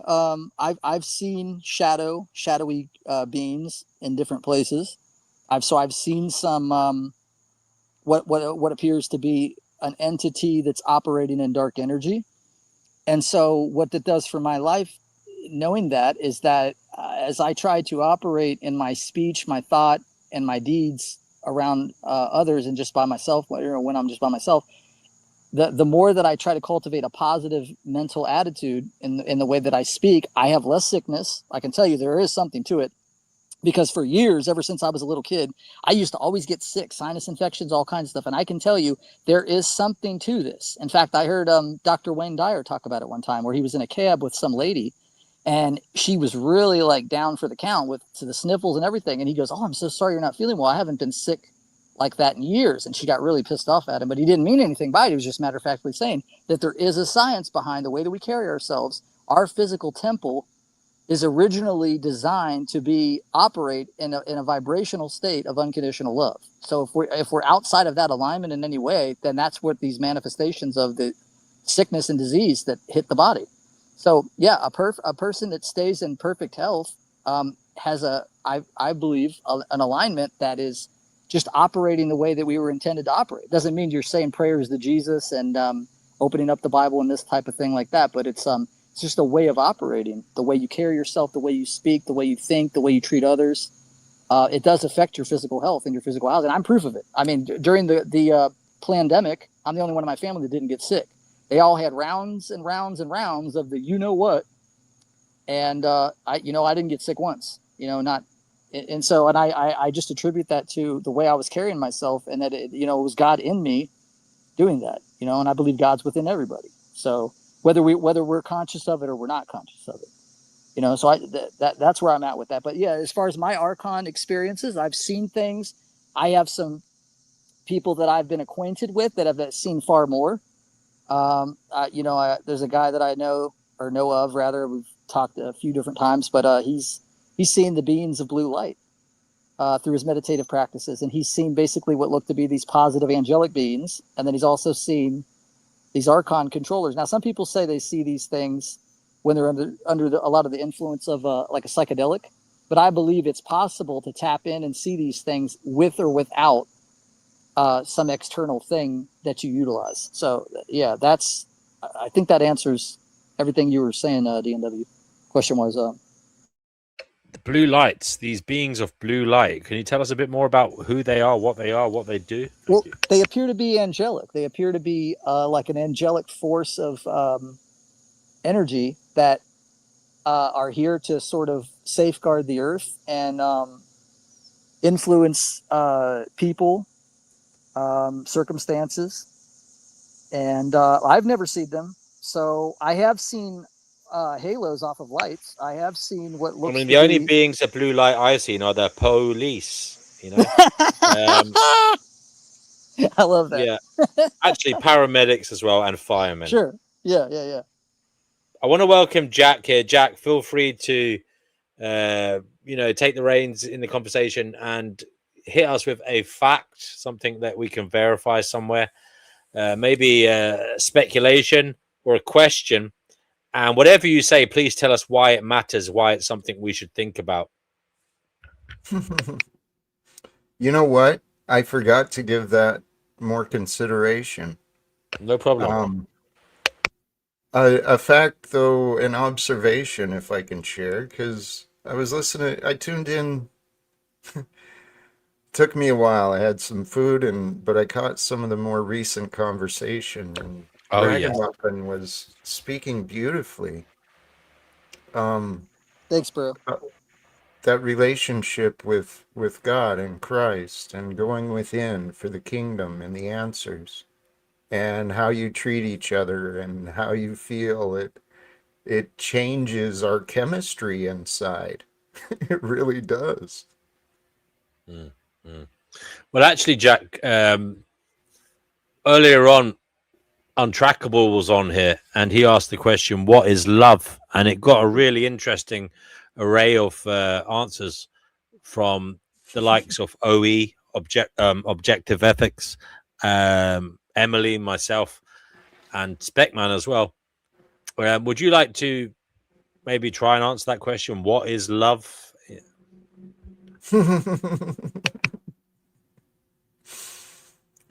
It is a relationship that takes nothing and turns it into everything. Wow. How does it grow? Where does it come from? See, that is the mystery. And love really is a mystery worth giving some time and attention individually to better understand. I'm going to have to go back because I can imagine. I would love to hear some of those answers, and I will. I'll go back and. Yeah, well, I think OE will come back actually later. He had a very interesting view. I would say his view was more, I would say, analytical, kind of clinical. He said he's studying psychology in a master's, and I think it really came through. He was talking about what I would view as an ideal form of love that is mutually reciprocal. That is reciprocal, Yeah. But I don't always think, Jack, love is reciprocated. I think you can love people who don't necessarily love you. Even you can love people who are your enemies. I truly believe that, and that one-sided love can show its head in different ways. It can be an unrequited romantic love. It can be a love for, somebody in your family who's estranged and maybe they don't like you, but you still love them. It can be love for someone who's departed this world, maybe in a manner that upsets you. Maybe you never got to say goodbye to them. Maybe it ended on bad terms, but you still love them. In my view, love transcends. I would say love transcends the kind of fairness of situations. I believe sometimes it transcends even our own desire and our own wants. Sometimes love is stronger than anything, and it is quite the force. Absolutely. I love that you said transcends, because But that is the truth. Love does transcend. And where does it come from? I claim it's a grace of the Creator. well, objective ethics is back here, thankfully, and Perfect. his view was, I would say, the most interesting view I've heard on this topic. So he is back now. OE, would you like to explain it better than I can? Your view on what love is, so that Jack can take it in.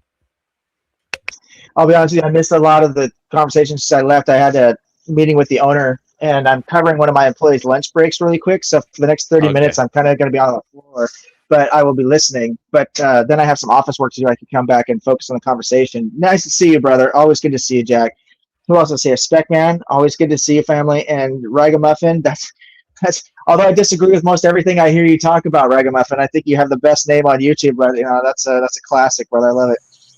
Yeah, love. I think Love that. I think that love has to be reciprocal. I think that anything else is parasocial. So whether we talk about enabling, or we talk about infatuation, or some of these other words that we might use, people on the panel were defining these love as this how would I say it? With, you said different levels of love, like there's some different variables in love, and all it sounded like to me that they were doing is just describing a parasocial situation without offering a distinction to what makes that a different type of love versus infatuation, or something that we would generally consider, clinically speaking, to be unhealthy. I did say there is an ideal form of love that we are hoping and trying to move towards. We may not get there, but that is, again, the ideal form. That's the top of the pyramid, and other people are stuck down maybe in toxic forms of love. I do believe that you can still be in a relationship where you love somebody, but it's not an ideal relationship for you. You shouldn't be in it. I do believe that, but it's still love in my view. It's just unfortunate. Well, I mean, I agree with you that there's an ideal standard for anything in life that's subjective. And so I think we all agree that this love is subjective, right? But I think that there can be certain objective measures we can apply to it as far as a standard goes, which is where I come up with this reciprocity from, that this golden rule. It's extremely important. Reciprocity is for mental health, personal well-being, so on and so forth. I'll get back into it here when I have a chance to focus on the conversation, but I'm just going to be listening for now. Okay. I mean, I find that an interesting way of looking at it. I mean, the thing about OE's view, in my view, is it's well intentioned. He's trying to show the healthy, ideal form of love, the way it should be. But I don't think we live in an ideal world. And, just because something isn't reciprocated doesn't mean it isn't profound and meaningful and deeply, important in someone's life. I mean, he's not here now, but say you meet someone and you have a nice time with them, and then shortly into the relationship, something happens. They have some accident, maybe at work, and maybe they lose half their brain, but they're still physically they've changed, but the essence is still there. The person you met, they become somebody that needs your care. It's not. There's no reciprocation from, it wasn't what you wanted. It wasn't the ideal outcome of what you set upon when you started dating this person, or maybe even married them. As I said, it wasn't the road you intended, but life happened, and the person ended up in a manner where they couldn't give back to you what you can give to them. But that doesn't mean, in my view, that there isn't love there. You know, there may not be love from them. Maybe they're brain dead. Maybe they can't love you, but you can still love them. In my view, you can still love them. Now that may be a kind of altruistic way of looking at it. That might be the best case scenario for what he's talking about, because he was also talking about kind of situations where there's, I suppose, infidelity, maybe even psychological abuse, maybe domestic violence, maybe someone fiddling with the finances behind their partner's back, this kind of stuff. Unfortunately, even in those scenarios, I think there's still love, and from the victim towards the perpetrator, it's not ideal. And sometimes from the perpetrator towards the victim, it's not ideal. It's not. I'm not saying it's good. I'm not saying people should remain in those situations. But I think the love is still there. This highbrow idea that everybody can be this form of ideal love, I think it's not. It's just not the case. We're just human beings, and not everybody is gifted to be so well thought, so incredibly thoughtful. And I think most humans, not most, but many humans are just doing their best with what little they have, playing the cards they've been dealt, making the most of it. And you could say from the outside that their love isn't there. There's no love, but it's up to them at the end of the day, I think. And it can be deeply meaningful despite what we as outsiders think. I mean, there may be, for example, a mother whose child has run AWOL and maybe is abusive, maybe stealing from a handbag, or causing all kinds of trouble in the family. But I still think the mother loves that child and wants them to come back. She's yearning for that ideal form of love that OE talks about. I don't think you stop loving someone just because they misbehave. Fair enough. Sometimes you have to get the hell out of there, but you still sometimes you love from afar. You put up your boundaries. You can't talk to this person ever again, but you still love them. I don't know. Maybe I'm naive, but what do you think, Jack? There is the perfect German saying that Liebe ohne Grenzen ist so wie ein Auto ohne Bremsen, which translates to love without limits is like a car without brakes. Beautiful. Hey, some of the things you said, D&W, it reminded me of my childhood. I knew there was love in the home, but there was also a lot of conflicts and yelling. Yeah. I think most of us on this panel, for some reason or other, find ourselves to have experienced such, Jack. So, yeah. Well, it seems pretty common, because what I think the distinction is, I mean, I haven't presented maybe a clear idea of love, but I think love really comes with unconditional or conditional. And it's the that's a good distinction to make, Jack. Yeah. D&W, and that's where at the end you said, I don't remember exact words, but it's a little disheartening to see the world and the way that it's been. But if people learn more love, unconditional love, and use wisdom, right? So they don't put up with codependent relationships for themselves. We're gonna show each other better examples, and that's gonna raise the standard. I like what you've done there. You said that the love is conditional, but there can be a condition. No, that love is multifaceted, and you can love someone with conditions, but also despite it all, have an unconditional element there, Jack. So even if you move away from, even if you push them away, you can still have that unconditional love. It doesn't mean you're going to go back to them, though. Doesn't mean you're going to be in their life. It's this wishing them well, maybe even trying to help them from afar. I mean, people do that.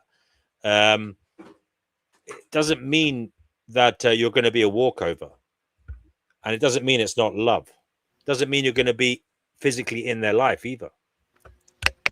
Right. Actually, D&W, with what you were saying, it reminds me of the honest, caring feedback I've received.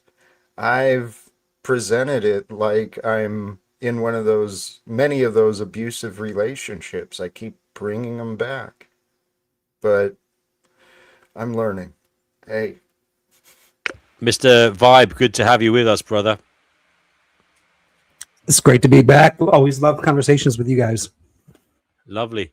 Well, we were trying to answer the question, what is love? There's been some really interesting views on it. You can try and answer that question, or you can bring something else for us to consider. Just let us know whether it's fact, speculation, or a question, and why it's something we should consider. Go ahead. Well, I don't want to derail it from love because it's a very important topic, but I actually did jump up, and I've only been listening for about 5 minutes, and I did like the topic, fact, speculation, or question, because when I read that, if you read it backwards, right, you question something, which gives you a speculation, and that speculation is an investigation into truth, and that truth finds fact. So I found it a very interesting prompt. But I don't want to change the prompt because I think love is worthy of staying on, and I think it's a worthy topic. And love in the English language, I think, is a little bit harder for people that speak native English than love in other cultures, because in love I can love a taco, and I can love a human, right? And it's still the same word love, but like in Spanish it would be me encanta versus like they actually have two different words for love when you're saying like I love an object versus I love a person, so in some definitions, when we're looking at love, it really comes down to how many categories of love. And then when we talk to the Bible, we talk about agape love and things like that. It gets really deep. So if you're just thinking in a plain 1D dimension, there's only one love. But if you take that love and you can subcategorize it, I guess my question to everybody would be, how many different categories of love can we have? And what are those different levels of love?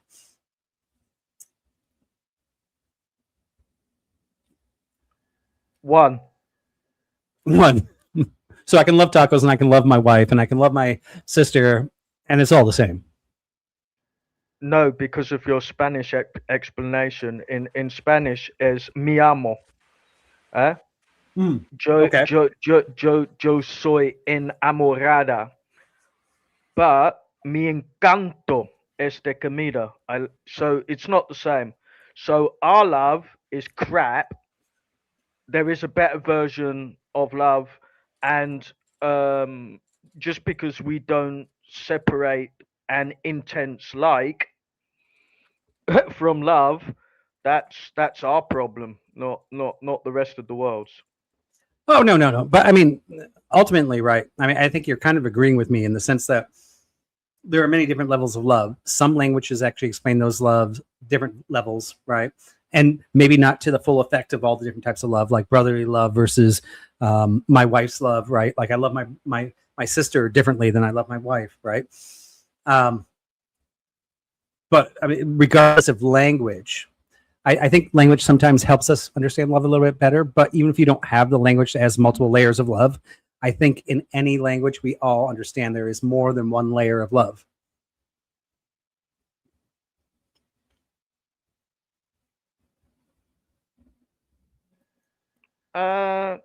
I don't believe so. I think love is one function, and the intensity can vary. Like you said, the love that I have for my sister is different than the love that I have for my wife. Now, yes, because they're different people, but that basic, essential, underlying feeling that you're willing to go the extra mile for that person, put up with more discomfort from that person, want to spend more time with that person. I think that that's all the same, so relationships can have layers added onto them, but the love itself is the same. All right. So maybe I got this wrong, but when I said like I love a taco, I love my sister, and I love my wife, you're saying all three loves are the same, but the taco is the most basic love. Like when I eat that, it makes me warm in my heart and I'm happy that I'm eating that taco, but I wouldn't die for that taco. Like if somebody said, will you give your life up for that? I'm not at that level of love with that taco. Now, when it comes to my sister, you may be, but I'm sure we could find somebody out there that would go to the ends of the world for that taco. True. But my point being is, you're saying that there is a base level that is a love that is, I love this thing, but I don't love it so much. And then there is a top level of love, which is I love this thing so much that there is no amount of money, no matter torture, no consequence that you can give me that will ever top that. Right? Maybe you torture me and I'll be like, okay, I don't love tacos, but that's the lowest level of love. The top level of love is there's nothing you can do to me to break this love. I think the top level of love is, even though somebody tortured you into denying it, you could deny it, but as you were denying it, you would know that that person that loved you back in the way that you loved them would forgive you. But so you are saying there are different levels of love. Yes, but I think that they all come from the same wellspring. And with time and experience, the intensity can grow.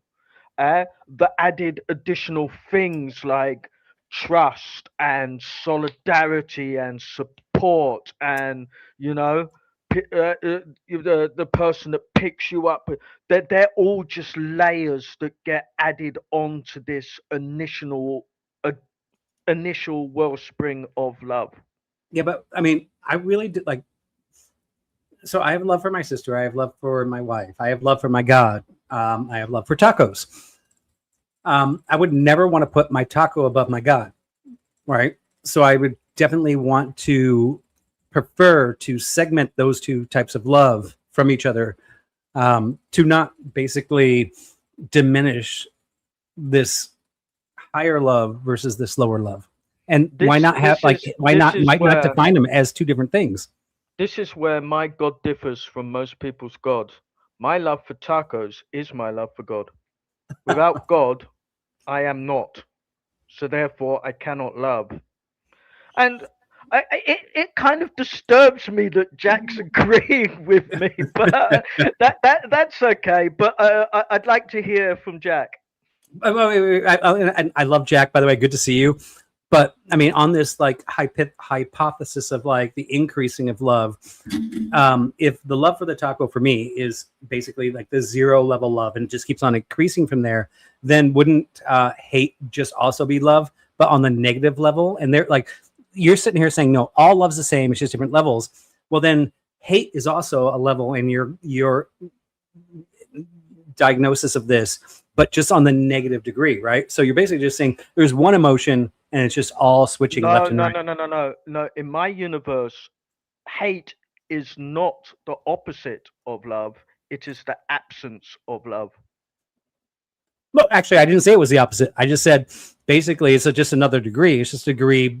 If we might have different sets for what 0 is, right? Your 0 might be a little bit higher, might be a little bit lower, but after 0, it's still part of love. It's just kind of the negative effect, not necessarily the opposite, but still the same feeling. Say that you can't truly hate something unless you felt some amount of love for it. So therefore, yes, hate works in exactly the same way as love. Love is the fountain, the well, and with time, experience, and additions can be added on to that wellspring to strengthen it. And the same with hate. You could have a mild dislike, then through that person's actions, it could grow, and it could grow to a point where you would admit that it is the complete absence of love, and maybe even beyond. But I don't need to go any further than the absence of love, because I believe that love is the only thing that keeps the universe functioning. And I will shut up and I'll let Jack address this. because I did step over when you actually addressed him. I'm I'm loving the conversations. I feel truly blessed in the bigger scheme of things, the bigger picture. I truly feel blessed to share time like this with these conversations and the intelligence and the minds we have here. Praise God indeed. It is love. That's the thought that came to me is when you were talking about love and its absence or its inversion. It is all love. It's by the grace of God. Yeah, but Jack, can I interject for a moment, please? Please. What I'd like to say is, globally, love is an old idea. Many things are an old idea, especially economically, the way the world's going. Love is only an idea that's supposed to be associated with sex and procreation. But love for oneself, love for one's community, love for one's humanity is a very fleeting thing globally. So, what can we say about that? So, what I is love? actually, I'm sorry to, I'm actually of the other way. I believe that the awareness of love, the increase of love is growing. Love of community, love of justice, love Right, of. right. I understand. I understand, but I'm talking about we are old. I'm as old as you, probably a little bit. I don't know, maybe a tiny bit older, greater older, younger. I don't know, but I'm certainly been round the sun 50 times plus. Capiche? But what I'm trying to say to you now is, what the youth are getting fed today is not love at all. Now, whether that comes to a crescendo of saying, we've had enough of this. Well, they've got to punch upwards instead of down from there on. And it's not nothing to do with religion. It's about to do with equality and those who control economics and so much wealth. This is where we've got to come from. But we're not saying they're there now. I'm going back to the question. What Go is love? Vanguard, you preach spec. What is love, right? And love for one's community, oneself, self-respect is only given by love in a community. And the community doesn't have to be certain Abrahamics. It's just respect, love for humanity. So that's where people need to connect. If you don't And believe if I that, may step in, when I originally made my statement, I was coming in here saying that I don't think that the word love in English is justified. I think it needs many more definitions. But I actually want to concede a little bit because I like spec got me thinking. If we're all talking about one love, and just look at that love on the spectrum, right? How far are we willing to allow our love to go, positive or negative? I think spec might be onto something. It might be changing my mind a little bit here. Because I really wanted to say, no, spec, you're wrong. My love for a taco is different than my love for my wife, right? Like, but I think spec really kind of hit the nail on the head. And this is just me thinking out loud because this is just the revelation that came to me. Is there's one love, and it can go positive, it can go negative. But can I just remind you? One second, can I jump in? That we taco, tolerate this. can I jump in? That taco will never love you back. True. It's on my lower spectrum, right? It's a completely one-sided relationship. And I agree. as DNW said, we should always be aiming for the highest form of love. Well, all love is and great. some might even argue. Can I just say the highest possible? You have to appreciate that. You know, not everybody can reciprocate it can't be a 50-50 all the time. The highest possible given the situation. Yeah, your wife might not even love you back, right? So it doesn't even have to be a taco. We can talk about another human being. But you can love a human being and they still might not love you back. reciprocation in the way the world's in tatters right now is not always going to be in the best possible form. So, But okay, if we don't take love to a creepy level, if you love somebody, even if they don't love you back, if they hate you, they despise you, but you we're continue not loving talking them. about individuals. You've got to love yourself as an individual. Then Well, those around you, we your start as family, individuals, then your and yes, community. I mean, it's yes, everything I'm talking about, not just between I was churches. Let's see. Come I on was about to away. say the same thing, Away. right? If you can love yourself, then you can love your neighbor. Away. If you can love your neighbor and you support your neighbors, they can love their neighbors, right? And it keeps on growing after that. But we have to start at some center, right? And if we look at love as being the center and looking at what level of love are you capable of? Are you capable of loving somebody that doesn't love you? And like I said, not at a creepy level, not on a stalking level, but like, well, you know what? I just keep on trying, and I'm going to spread that to my community. I'm going to spread that to my nation. I'm going to spread that to the world. Is that not a bad thing? I hope you can. I think it's the best thing you could ever do. But in today's world, it's not very well received, is it? Well, Because I think sometimes today's world, I mean, come on away. Yeah, I mean, in some ways, first you have to just like look at the axiom. Like, what is the axiom that we actually want to achieve? Now, do we agree on that axiom? Now, does the world? Like I said, punch up, not down. There's the axiom you want to go for.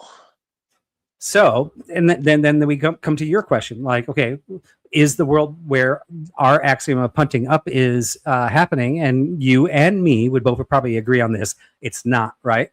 So then what's the next stage after that? Then we go, okay, how can we start actually punting up? And how can we convince others to pumping up? Well, I do it with my next door neighbor. I do it with my church. I do it with my work. And I jump online and I talk to some other people just to get my reach a little bit further. Right. But can you tell me, are you attacking, attack them? That, I mean, I know that's an American rocket, ATACMs, but anyway, but never mind. What I'm saying is basically, we're having a go divisionary at the wrong people. The people we should be all pointing the finger and saying, what is going on? Where are you taking us down this garden path to? Is the elites, the people like Peter Thiel, etc., all those billionaires, trillionaires. I mean, governments that think they are what can pump out so much money, control the world. I mean, no shit, Sherlock. Half the world's going, well, we're not going to accept the American dollar as the global currency anymore. Capiche? Well, yeah, I mean, etc. You know what I mean? We're going a little macro, meaning way bigger than the picture. However, I don't disagree with you, but I think the problem is that all of us are focused on the macro, the billionaires and things like that, but we haven't talked to our neighbor ever, or we talked to the neighbor across the street 5 months ago, right? And I agree with you that if we start in our community, our people, our individuals, our non-billionaires are actually stronger than they are, but we don't interact together.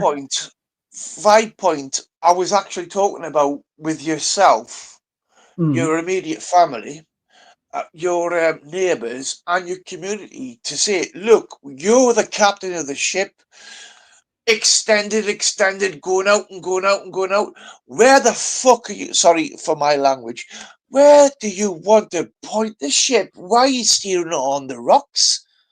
For us all to suffer and you survive? Is that the best explanation I can see it without swearing? I Come on, away. think that just saying love thy neighbor is not enough. I agree. There was a famous guy, I think it was like 2000 years ago. They call him JC, and he was like, just love thy neighbor. It failed. It went wrong. Don't work. Now, I do believe that we can build a framework which alleviates so much stress, time, and confusion from the people that it makes it easier to love thy neighbor and protect the weakest of us while promoting the strongest of us at the same time. And I call that entire system spec. And I believe that every human being should Just read my work, man. You all want the world to love each other. I've created a mechanism to make it easier, but love on its own will not suffice. You need love and economics.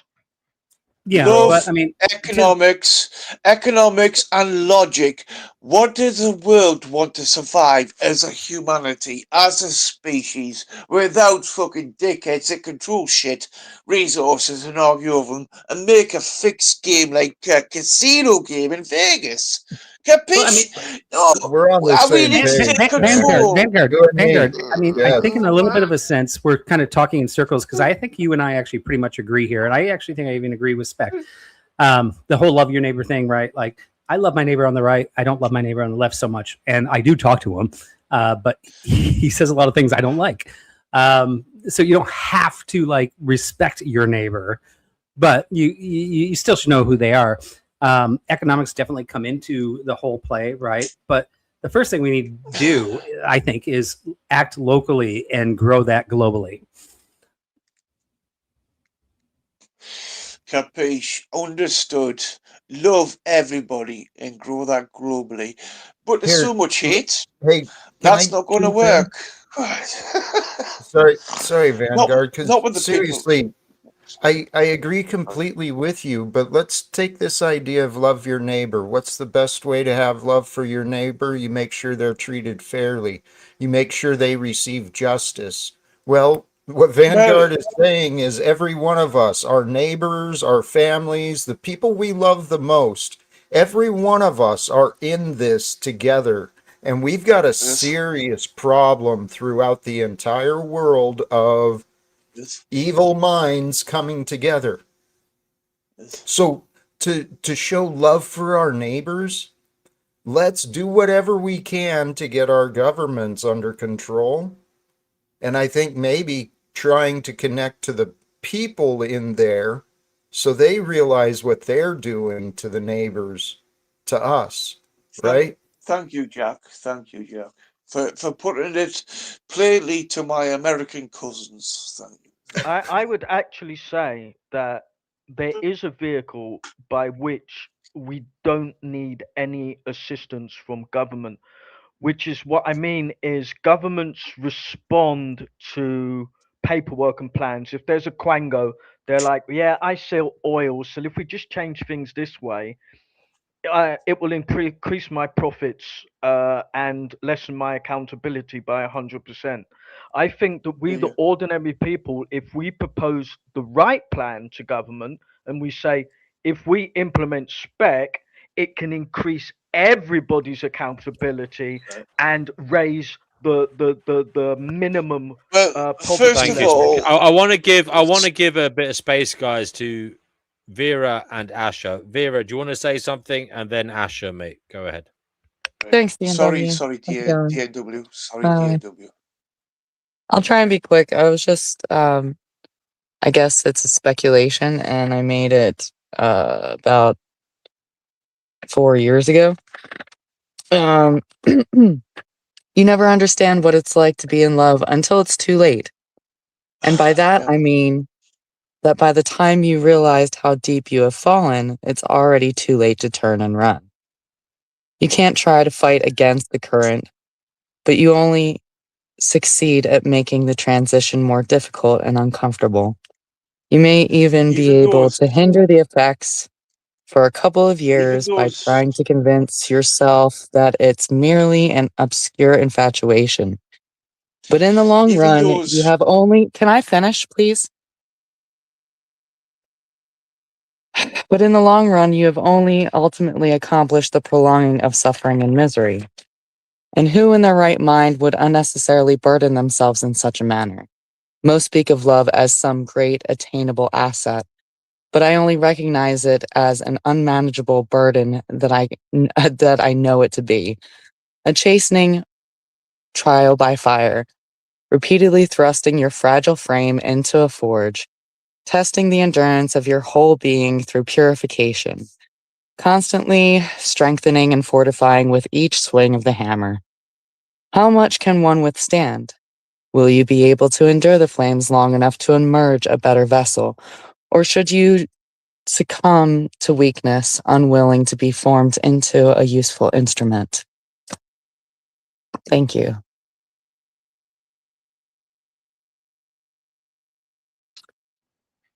Is it my turn? Are Hello? you sure, Vera? You only know love when you're Can you in hear love, me?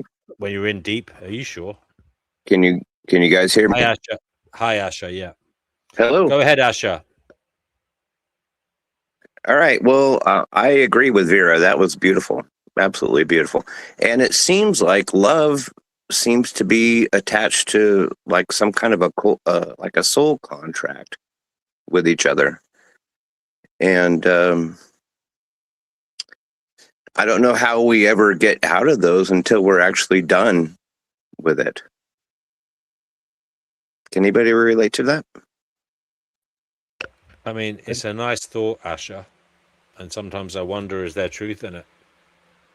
But I then believe at other times, I wonder, are we just like whimsically rationalizing our circumstances? You know? That becomes complicated for so many people because they waste so much of their lifetime wondering if they have a soul.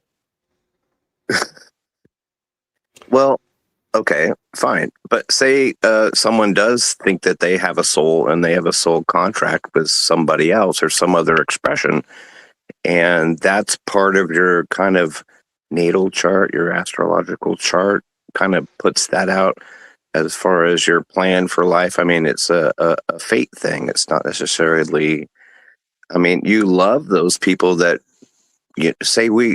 some say that we chose our parents as before we came into this incarnation, and those people, whether they are still in our lives or not, but we have had some kind of a soul contract with them until we're done working through our issues.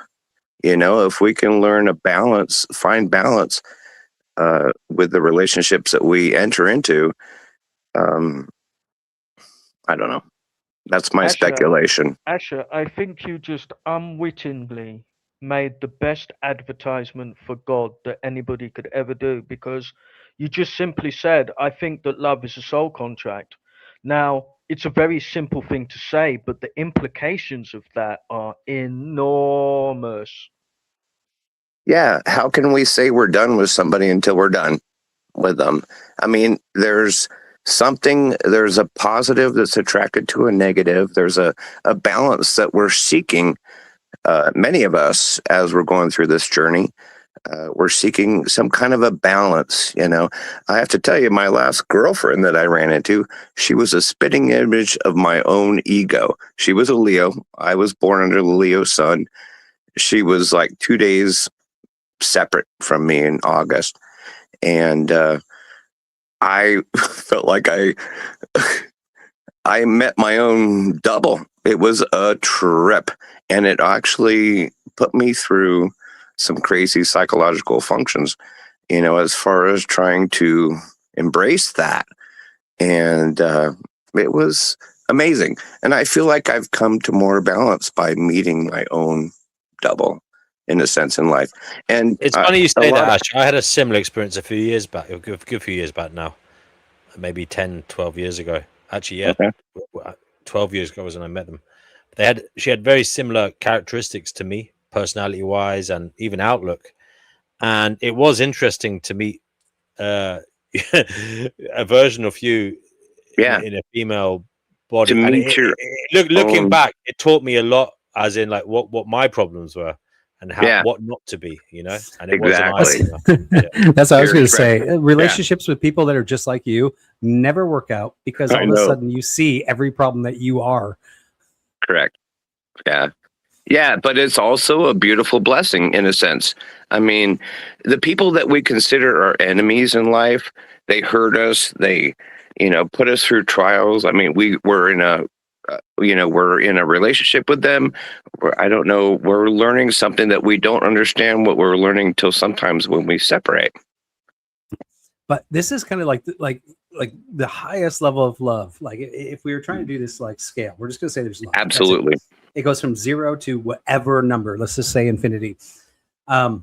those that hate you, those that cause problems for you, those that hurt you, if you put them on the highest scale as your highest goal, Yeah. how would that change things? Like, not to satisfy them, not to stroke their ego, but to go, you know what? I don't care how much they inflict on me. I'm never going to let them change me, but I'm going to keep them in my life because right. And this person still is worth changing. Well, there's a virtue there you see, and that inspires your love for them.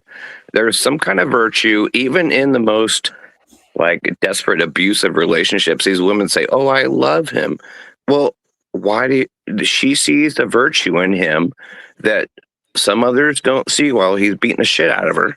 You know what I mean? And to me, that's a soul contract. They can't be done until they're done. I found it in my own experience. So it's weird. Oh, you just brought up something that just like totally blew my mind there, right? There are many women, there are men too, that are in abusive, men too, verbally abusive relationships, women that are in physically abusive relationships where their love is so strong where they're like, I think I can change this person. Right. But that's not healthy, right? And so that's a level of love that I don't even know where to put on the scale. I think now I have it's not healthy, it's but the different. It's the difference between having a partner and having an adversary / opponent. I'm going to backtrack on something I said earlier. I'm not sure about the whole levels thing. I think it's just some of it is just chance, some of it is circumstance. But I wouldn't. I'm uncomfortable, like placing something that means something to somebody below me or above me. You know, like it is subjective. It really is subjective, and you know, we can wish the best for people. We can give people advice, but have you ever tried to change someone's mind? You know, when they say they love somebody, have you ever tried to tell them not to be with a person? Right. No, I mean, this is brilliant, right? Because we took love and we said, okay, there's a zero love. We took it to a positive of infinity. We took it to a negative, which is hate. And now we start talking about like, when you love something that actually is hurting you, now we're adding a new dimension. And from what you're saying too, DMW, we're actually adding a third dimension where now there are all these different categories of healthy love, unhealthy love, deserving love, undeserving love. And now, like I said, originally I came in wanting to have definitions for all the different types of love. So I was against spec. Spec changed my mind a little bit, started making me think. Now I'm thinking again. I'm like, wow, this is kind of all over the place. Like, how do we actually measure this? Do we have different words for it? And how do we account for all like unhealthy and healthy love and proactive love versus non-proactive love? Subjective is really important, right? So as a Christian in my Christian faith, I love my neighbors. I do. I said I don't like one as much as the other because he says really nasty things. Although he's nice to me, I just don't like. He talks to me nicely, but he says nasty things that I don't agree with. But I just don't confront him about it. So like, where does that love stand in all these different dimensions?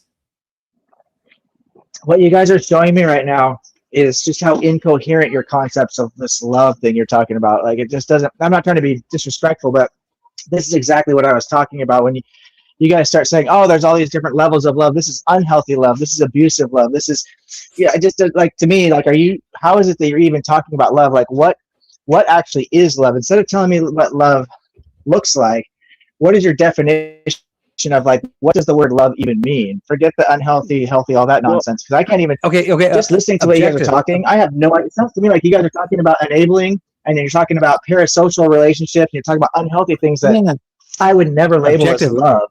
The other thing that was, hold on, brother. Hold on, brother. Hold on, Vital. Take it easy. Pardon me, sir, but the other thing that was mentioned here is that Jack was talking about unconditional love. That does not exist. That's not a thing. That's something you read about in stories and stuff like that, but there's no such thing as unconditional anything. I disagree. Yeah, love is complementary. That's 100% wrong. Like,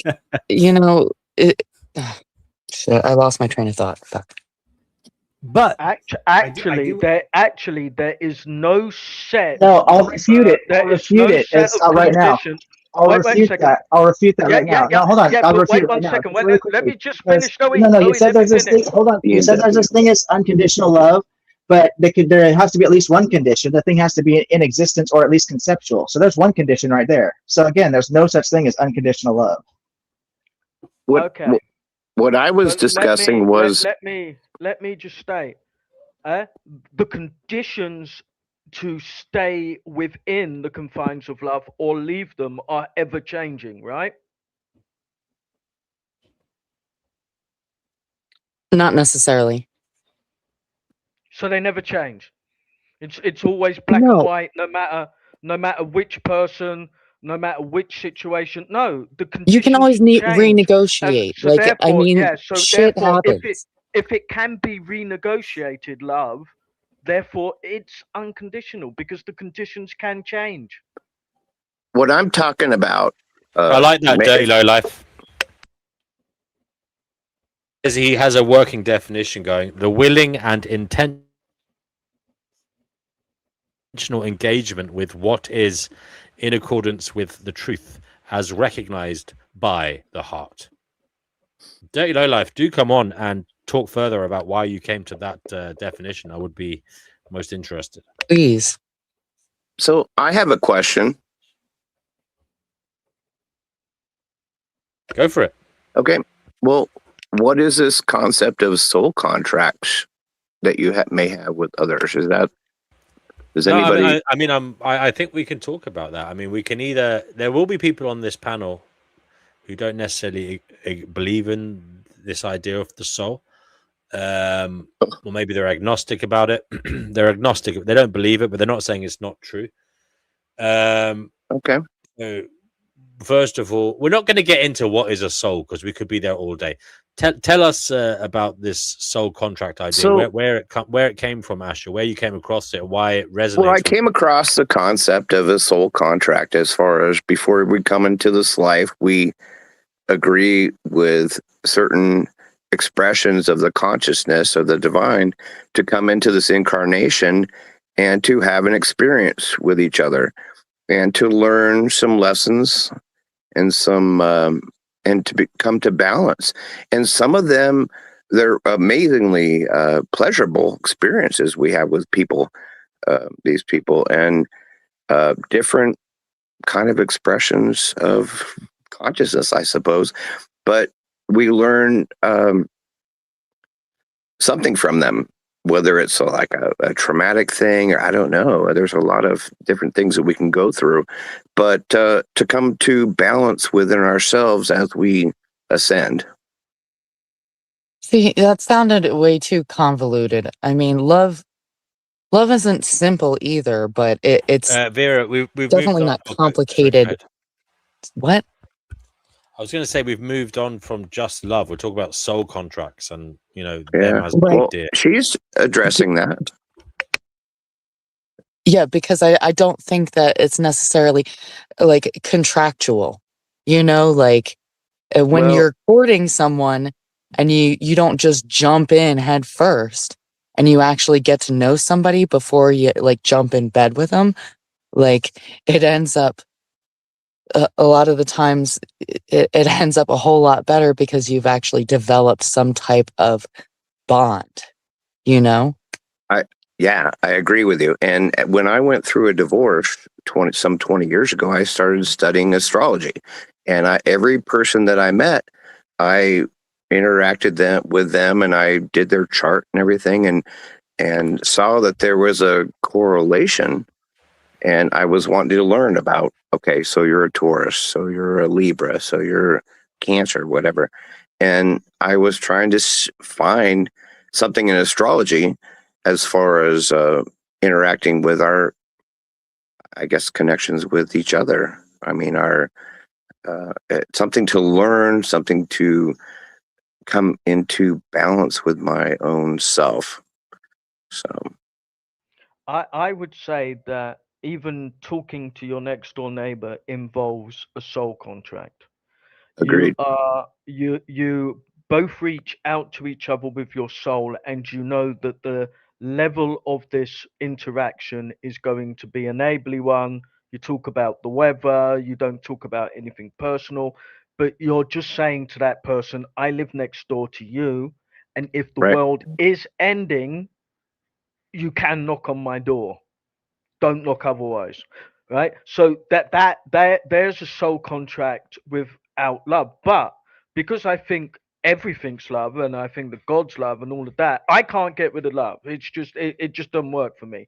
Other people spend their entire lives trying to intellectualize and make up long words and get rid of the notion of God, and therefore get rid of the notion of love, and get rid of the notion of everything except for physics that is stated within science.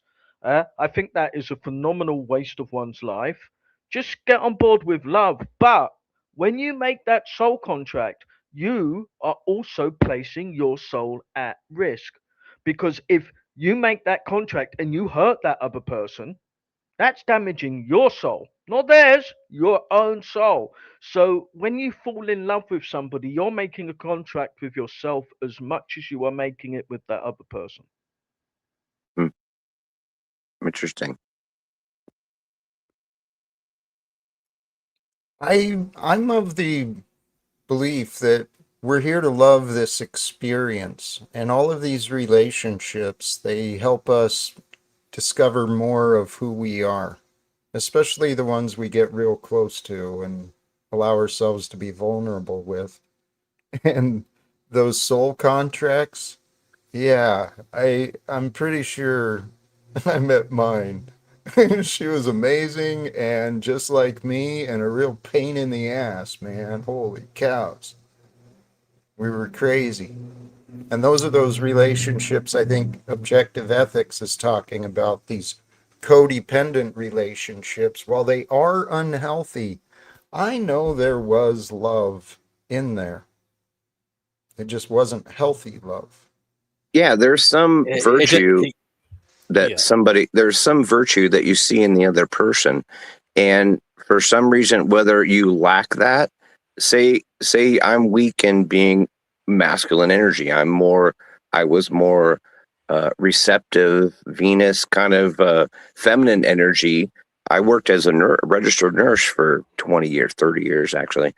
But I was more into the healing and but I didn't have my masculine energy balanced. So I met a Scorpio who was very masculine, and I ended up having a relationship with her on and off for about 3 years. And that taught me I found my cojones, I found a balance there in that relationship. And yeah, it was traumatic and it was great. It was amazing. But through that experience, I gained balance in my own self. So that's what I'm saying as far as a soul contract with somebody. It's not, whatever, it's just a concept, but I don't know if it's real or whatever it is, but I can see it makes sense in that relationship, in my experience. Yeah, I just want to comment on what Jack said there, Jack, if you're still there. And that is, he was talking about this prior relationship he was in years ago that was perhaps toxic, codependent. Now, there was love there. But and the point is, there was two people in a relationship. Maybe they were psychologically damaged, but they both probably had good intentions towards each other. They weren't. It's just that they weren't enlightened. They didn't know that they were going down the wrong path towards those and trying to get to those intentions, but they were going down the wrong path. They hadn't become enlightened enough. And by enlightened, I just mean they hadn't had time.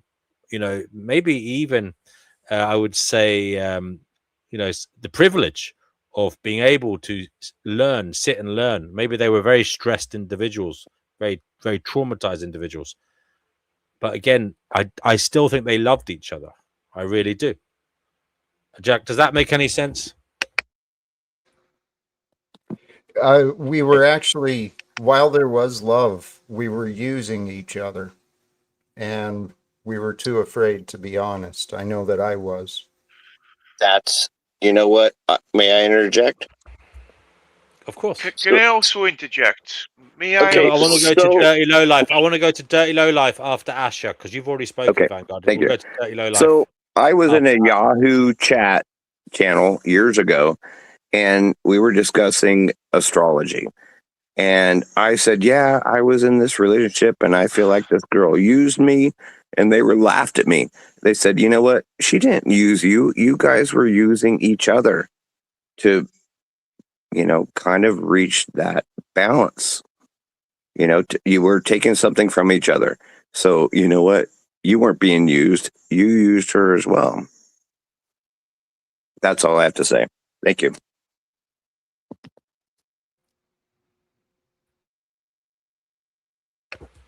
I'm last to go. Jack, it's your point next, mate. It's your point, mate.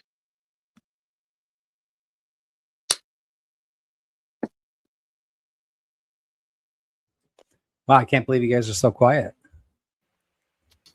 Sorry, thought Dirty one Low of Life. I you was said- speaking. Oh, Sorry, sorry. I was muted. I'm sorry. I have to apologize to Vanguard. He didn't hear me, obviously. I said, Dirty Low Life, good to see you. What would you like to say? Good to see you too, brother. Yeah, just on the way up here to the panel, I've realized it's really easy to fall into the trap of talking about love between two individuals, because that's the most immediate expression and manifestation of it in reality.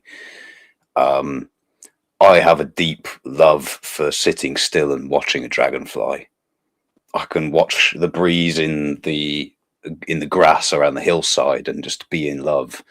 And love, really, I think, is a state of being fostered within the experiencer for the experience, and it doesn't that is the two beings that are in love, is the experiencer and the experience. And we have this thing of, I need somebody else there to be experiencing it with me to validate this thing that I'm going through. We also had a reflection that Is the dragonfly not a somebody else? it's all me.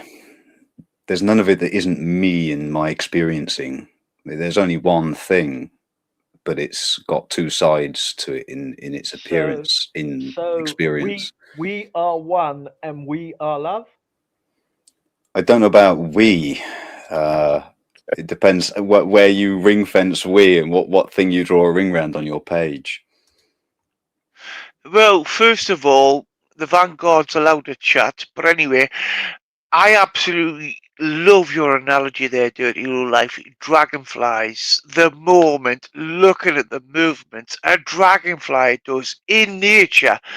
All of nature has its lovely movements. Even all those beautiful musical instruments behind you at the moment, they have the moments in nature, but you have to hold that moment to hold the vibration of that nature.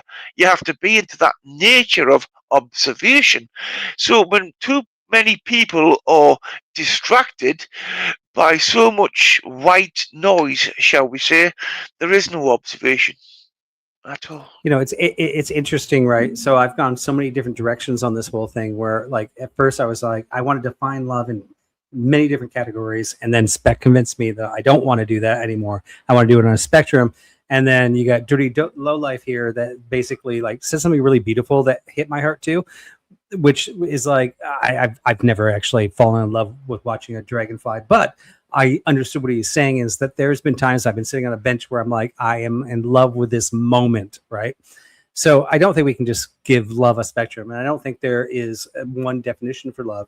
There are multiple definitions. And this is just what I'm getting to, or starting to understand from listening to you guys, right? I'm going all over the place. I haven't been convinced one way or another, so I'm not telling any of you guys what love is. I'm just like, I'm listening and trying to understand all these different definitions. And I'm realizing it's really complex. But I also am really interested because objective ethics actually came up here and said none of us understood this and then dropped off.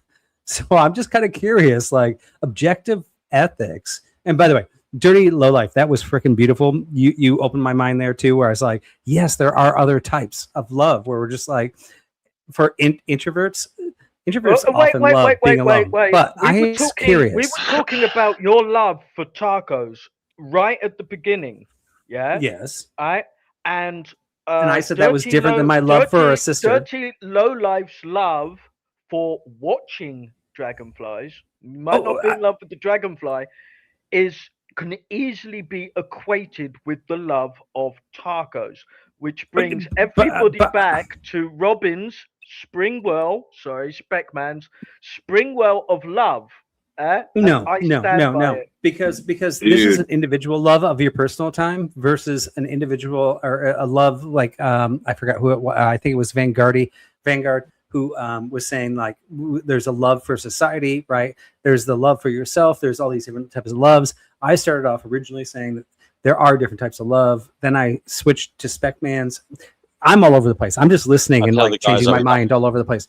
But I am really guys, I gotta go because, for a bit, guys. I'm going to leave it running. I'll be back in 20 minutes or so, maybe less. Because objective ethics said we're all messed up. He threw out his little spew, and I never got the response of where we went wrong on trying to diagnose this whole love thing. We're not before I go, that's guys. what I said, to be honest with you, and I apologize if I gave you that impression, brother, because I said at the beginning, long before you joined the conversation, that love is subjective, right? So it can be whatever you guys want it to be. What I did say is that what I'm hearing from you guys is all incoherent to me because I don't understand. I haven't gotten any clear delineation between love and something that I call parasocial, like enabling, right? Or infatuation or so on and so forth. And you guys are describing these things that we would normally clinically define as unhealthy, and we would define it as such as like enabling or so on and so forth. And you guys are saying, oh, this is just a different type of love. So what I was curious about is, other than the soul contract thing, which I'm obviously going to just reject whole cloth because it requires a belief in a soul, and I think that's nonsensical, but because it can't be demonstrated, if nothing else. You can believe it if you want, but I just think that why would we insert something that can't be demonstrated? But can you guys give me a definition of love other than the soul contract, because I got that definition, but so far what I'm hearing, and I may have missed some of the conversation because I'm at work, but so I would say love is the energy that drives you to be your best self. If I was going to give it a very simple definition, do you guys have a definition of what love actually is? Not what it looks like, but what it actually is ontologically. Yeah, so I was actually going to ask you that question because you were saying like we're all over the place, and as I already admitted, I'm all over the place, and I'm trying to figure it out, right? So I don't know. So I wanted to ask for your definition. You said love is actually taking care of yourself. Did I get that wrong? To be your best self. Sorry. Actually, I did get it wrong. Absolutely. Love is to be your best self. That's what you're saying, right? Sorry, it's the energy that motivates you to be your best self for yourself and for others. So love, as I defined it before you joined the conversation, is I don't think that there can be this imbalance for a loving relationship. I think a true loving relationship, by definition for me, subjectively, requires this reciprocity. I think anything else is by definition parasocial, and I don't see how parasocial could be considered loving. In the same way, I can give the example of people love their football team doesn't even exist has no agency. People can love a movie star that has agency but doesn't even know they're alive. So with this parasocial definition, we can understand that doesn't really seem to be very effective when we talk about how we want to squeeze love into that, right? So if I love my girlfriend and she's totally abusive, right, mentally, emotionally, physically, whatever it might be, then how am I actually in a loving relationship? That doesn't even make sense to me. Right. So, correct. I mean, in a sense, you're basically saying you got to start with loving yourself. If you love yourself, if you are with a girlfriend that is abusing you, you will know to get out of that relationship quicker, right? But if you don't love yourself, you'll let her continue abusing you. Very well. That's a great skill, man. Thank you. That's a really great communication skill that you just showed. No, you're absolutely right. That's a steel man of my position. That's exactly what I'm saying. I also said before that a necessary precondition of love is respect. And I don't think you can respect others if you don't respect yourself, and vice versa. So, and you steel manned it perfectly. And I appreciate that. Means you listened and understood. Thank you. I'm glad I got it right. And I actually appreciate that view. But before I said that respect can come through fear as well as love. There are some people that are lesser evolved that haven't come up. There are people that are lesser evolved that haven't come up into that nature to where they can learn balance between give and receive relationship. To have a healthy give and receive relationship with somebody, they haven't come up to that. And so they have to go through those kind of, you say abusive relationships. They are abusive, but hopefully they will have an opportunity to become aware and realize that, you know what? No, I'm not going to take that shit no more. And I'm going to have a relationship. It has to be give and receive. Yeah, and I kind of have to object to the lesser evolved comment in the sense that I think somebody with 80 IQ, which is below, but a high amount of the population, to 120, and even like guys with 160 suck at like love. I don't think they're less evolved. I think just good mentoring can make a big difference in that. It's not about evolution or being less evolved. I sorry. I just didn't like that. Dude, I had a high IQ, and I still went through. And you probably suck at it because you have an IQ. Right? Yeah, I did. I sucked at it. Yeah, I'm a fool. That's okay. I'm a wise fool. You overthink about it. You overthink it, right? You're like, what did I do? Right. It doesn't make you less lovable, by the way. No, not at all. I don't think anybody's less evolved. I think we all have our purposes, right? And the whole society needs functionality, and I don't think it comes to evolution. We just all have different intelligent quotients, and we all actually have a place for those intelligent quotients. And I love everybody. There you go. That's beautiful. Thank you. Yeah, I love everybody because I love myself, and I think a person that doesn't have the capacity to love everybody is a coward, and I don't like cowards. Well, can I just put on what I said a long time ago? If we tolerate this, then our children will be next. And that's punching up. Never mind the disinformation coming down. There's quite a lot of that divisionary stuff. As a humanitarian species, wanting to love, wanting to care, wanting to be a community, and a humanitarian global species, stop being divided. Capiche? Yay! Yay! Right. Amen. I love the English accent with the preference on the capiche Italian. Well, I mean, come on. The Italians after the Council of Nicaea has got a lot to do with it. Capiche? Oh, I love you guys. Can I use the Spanish sabes then? I think that love and the minimal love and respect for our fellow man is where we should all be. Sabes. Yeah, man, without a doubt. I think a lot of it comes back to what Vanguard said maybe 5 minutes ago. I think you called it white noise. I'd suggest that white noise is the thinking mind. And it's easy to think about being in love and think about what love is and think about acting love out in the world. And all of that's just in the way of the organ that's actually responsible for resonating with love, which is your heart. And yes, listening to that a bit, and perhaps listening to your gut in terms of, should I be doing this, to sort of temper that. I do think the mind is the storm that covers the thing we're trying to receive. Without a doubt. Thank you, dear Euro Life. Thank you, sir. I mean, have you guys ever noticed that essentially the people that we call the slowest ones, the not the sharpest tools in the shed, are the most loving, and the smartest people are the least loving? And it kind of goes to, I think it was Vanguard that was talking about this. Like, he's like, yeah, I've got a high IQ and like I have a hard time loving, right? The more we think about love, the more we reject it, right? Like the simplest people are the ones that are the most loving, because they're like, you know what?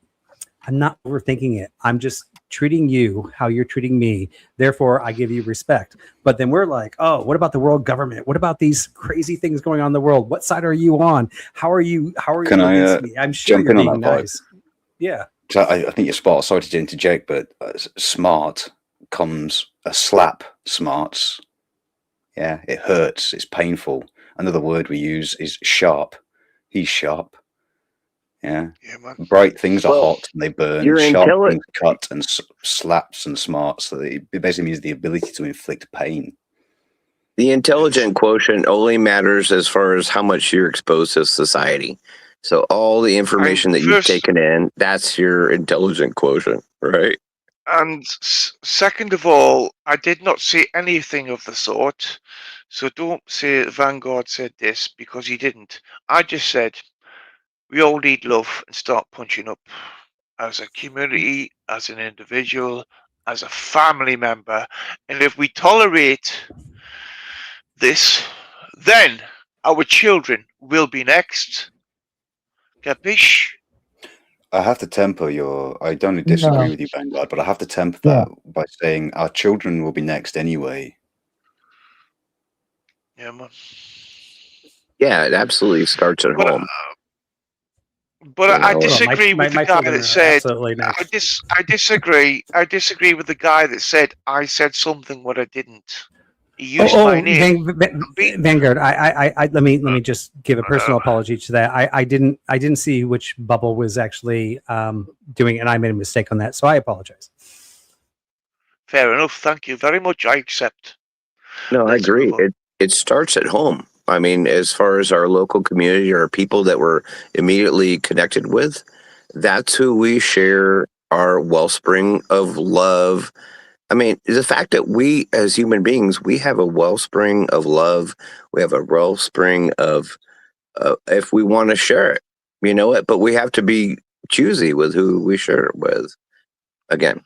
Well, that's not very lovely, is it? Though, Everybody's love sharing language everything looks with different. everybody, sharing everything with everybody is the correct way to go. It's humanity's right to survive, not an individual. So it's your children's right and their children's and their children's. Without the greed controlling how conforms economics, how greedy cunts can be and own 1%, all the wealth from 1%. Capiche? Capiche? Well, I'm Most only people, going to share most so much people with want you. a sounding But board. wait a It's second, about wait a second. humanity's way and their children's and their children and their children. But Without wait a second. bunch of I fucking don't. technic heads. Wait a Oh, second, wait, sorry, Vanguard. wait. I I don't don't want think. to hear terms of endearment if you're speaking to me, like, you know, or if you're trying to like hit on me. Okay. Like, that's not what I'm looking for. What I'm looking for is someone who is going to pick apart the things that I say because they don't agree with them, or they're going to, you know, just give me a hard time about it, or, you know, like just hold me accountable, basically. You know, like I don't want I feel somebody, the I don't same. want a yes man. You know what I'm saying? Exactly. So I feel the same, but I'm not picking on you, Usher. I'm not picking on you. I'm not even You can mentioned go you, ahead and Usher. do it all you want. I'm fine with it. Like I wanted to say before, even if we were privileged enough to have 10 members of the so-called elite in this panel with us right now, I don't think any of them would even know a mechanism by which they couldn't be the elite and billionaires. They've never ever thought of a practical way of wealth distribution in their life, because at the moment, wealth distribution is working for them. Which is why you need people like me who spend severe amounts of time thinking about how wealth can be redistributed. What Because is wealth? I'm one of the only few people that actually has a plan. Good for you. Well, What is wealth? value, wealth is the value. wealth is the bunch. Wealth is the ability to control anything. That is wealth. Full stop. So you don't necessarily need pounds or anything like that, dollars. No, you can have just need wealth. the absolute wealth. You control politics. You let's just say No, the delusion and the illusion of global democracy. I mean, come on, Howie. Are you taking the piss or what? No, I'm not that's It's a bit saying well no. crazy. controlled. It's well controlled, and we all know that. Everything is bought, paid for. Global politics, geo-democracy in certain places in the West is definitely puppeteered. It's a pantomime. What It's part of bought and paid for. democracy? Come on, What part of away. Yeah, the Catholic Church owns it all, whatever. what But you part know of what? democracy doesn't allow for you to buy your way into power? Again, you're being small-minded. Abrahamic religions, right? They're a very small part, but the biggest part, a certain Abrahamic religion, is the biggest part. But let me just say this: who do you think's controlling artificial intelligence? This is the war. This is the new front. And again, artificial intelligence. Are we racing towards the precipice by a bunch of one percenters dictating that race towards the precipice? What the fuck is going on? Again, punch up and say stop, fuck off. What? Yeah, I personally don't think that AI is going to make the 1% richer. Matter of fact, at the moment, where it's at the moment, can make you rich out of nothing, right? And at the same time, I also don't think it's going to replace jobs. I think it's actually going to increase jobs, because what we're going to see is a massive increase in production, releases, software updates, even in manufacturing. We're going to see increase, but it's going to get so out of control that we need so much oversight to manage how fast everything's moving. There's going to be a lot of people that are involved in maintaining this, but that also means cheaper products. That also means more workforce. That also means a change in work style life, in the sense that you're going to be actually answering questions on phones. Means cheaper products. All you've Literally, got, in the all history you've of got, humanity, More toilet paper. in the history of yay. humanity, nothing has ever meant Well, cheaper products. all So, you've got at the end of the day, all you've got at the end of the day is a bunch of human beings that have got fuck all to do. Wow, and they're going to be equal to the 1%, are they? Go fuck Just yourself. because you Look at can that work does picture. not mean you have The work, skills. Fuck That's off. why there the was work, that saying, I got Right skills. off. the Fuck right workforce is off. going to look Anyway, pretty sorry much for the my language. same. Sorry for my language. Sorry for that. Yeah, man. Robots in AI. Yes, that's gonna be as what they want to be. Because what do they want to do with robots in AI? Serve a 1% only? I mean, how Vanguard, that tells you they want to eliminate here's quite a the lot of interview. us, or The 20 a minutes lot of us left. going to stand up, or a lot of us going to stand up and say, "Go fuck yourself, AI. Go fuck yourself, A1%. Come on, Vanguard, You don't have to. Vanguard, Completely useless anyway. Like, do you spend as much time thinking about the solution as you do the problem? Well, I think the whole thing needs to be looked at logically. Logic tells the truth.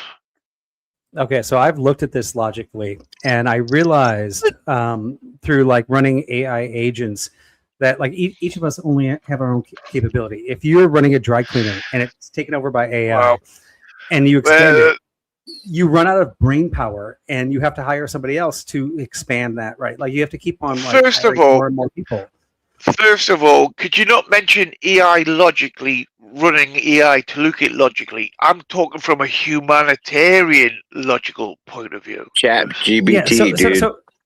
So I looked into this, and we've been practicing this within my corporation. Is that the reduction of staff is going to hurt us? So like let's just pretend that one person can now be 10 times more productive with AI. So I fire 9 employees. Now, when I fire those 9 employees, I increase my profit by those 9 employees per month but I don't Right. get any increase in revenue.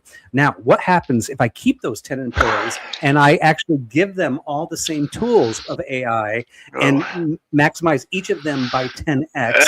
Now, what do I do? Let's just say What do I do? this. Let's just say Why this. are we Let's just say talking this. AI shit? What happens?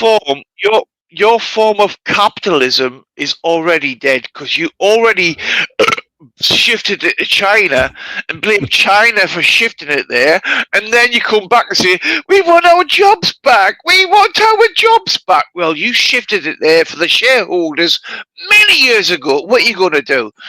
Okay, so that wasn't even my conversation. This is a global thing. You just moved the goalposts. But let's come back to love. Let's come back to love. Let's move away from Yeah, AI. let's go back to the topic.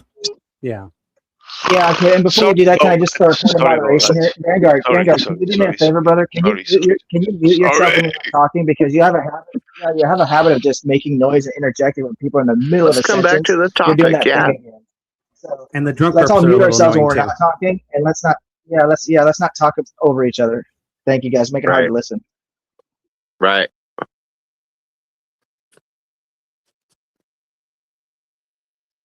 I do All right, apologize. so objective ethics. Where are we misstrued on love? Is it should we have more definitions in the English language? Should we look at dimensionally? Is it just one thing where we're just actually interpreting it wrong? And I know you said it's subjective, right? Everybody's love is subjective, but I do feel like there is something, and you're going to hate me for this, objective about what happens with the chemicals in our body when we really feel that love.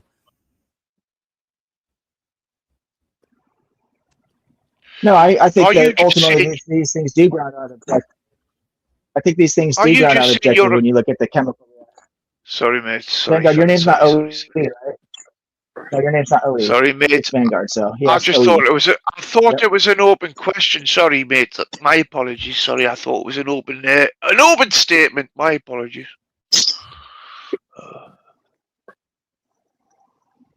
At any rate, yeah, Vital Vicar. So I agree with you on the chemical reaction of things and that objectivity of that. I also think that once you have a certain standard, even if it's objective goal, you can get objective oughts, like we ought do this or ought not do that. So I have no problem with that. But I do think that the definition itself of love is going to be very subjective. That's why I was curious to hear what your guys' definitions were, because we talked earlier about a symmetry breaker, right? What actually breaks the symmetry? What's the tipping point, I think is the word that DNW used. I don't know if you were here for that part of the conversation, but by my standard, with altruism and reciprocity being the standard, you can have an objective tipping point. From everything I've heard you guys saying thus far, it's entirely subjective, top to bottom. It's turtles all the way down. So how can you even determine a tipping point that's going to be useful for an outside observer to say, oh yeah, that, at this point that's unhealthy, you should stop doing that? There's nothing objective that you're offering to the definition that I've heard so far. Yeah, and this is a really interesting point that you're making. Vanguard, if you can just give me, Vanguard, you need to put your beer down for a second. Fucking hell. Well, So I there's think you're something making- about a soul contract with somebody. Okay, you can. Oh, I think there's something really interesting about what objective. there really saying is here. something interesting about this. Because I mean, essentially, you're looking at the plus and minus for humanity, right? You're not looking at the soul. And when I say soul, in your world, that would be empathy, right? That would be emotional feelings. That is obviously subjective, but you're obviously seeing something there that does like correlate to this, right?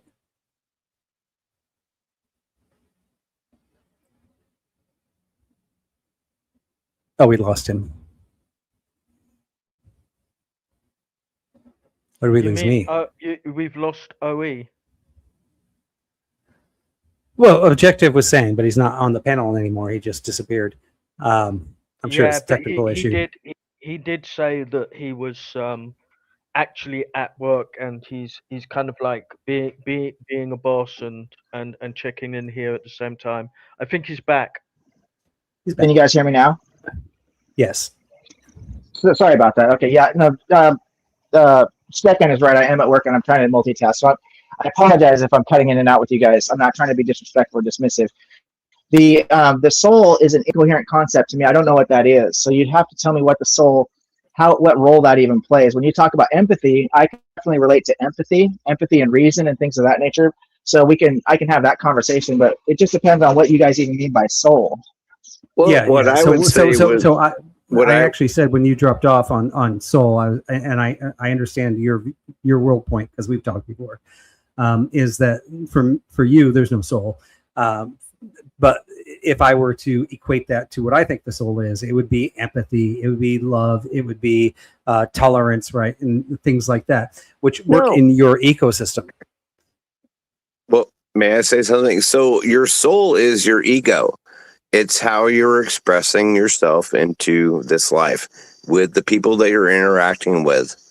That's, But in my for opinion, this your particular soul. conversation, we can actually remove soul. We can just say there's no soul.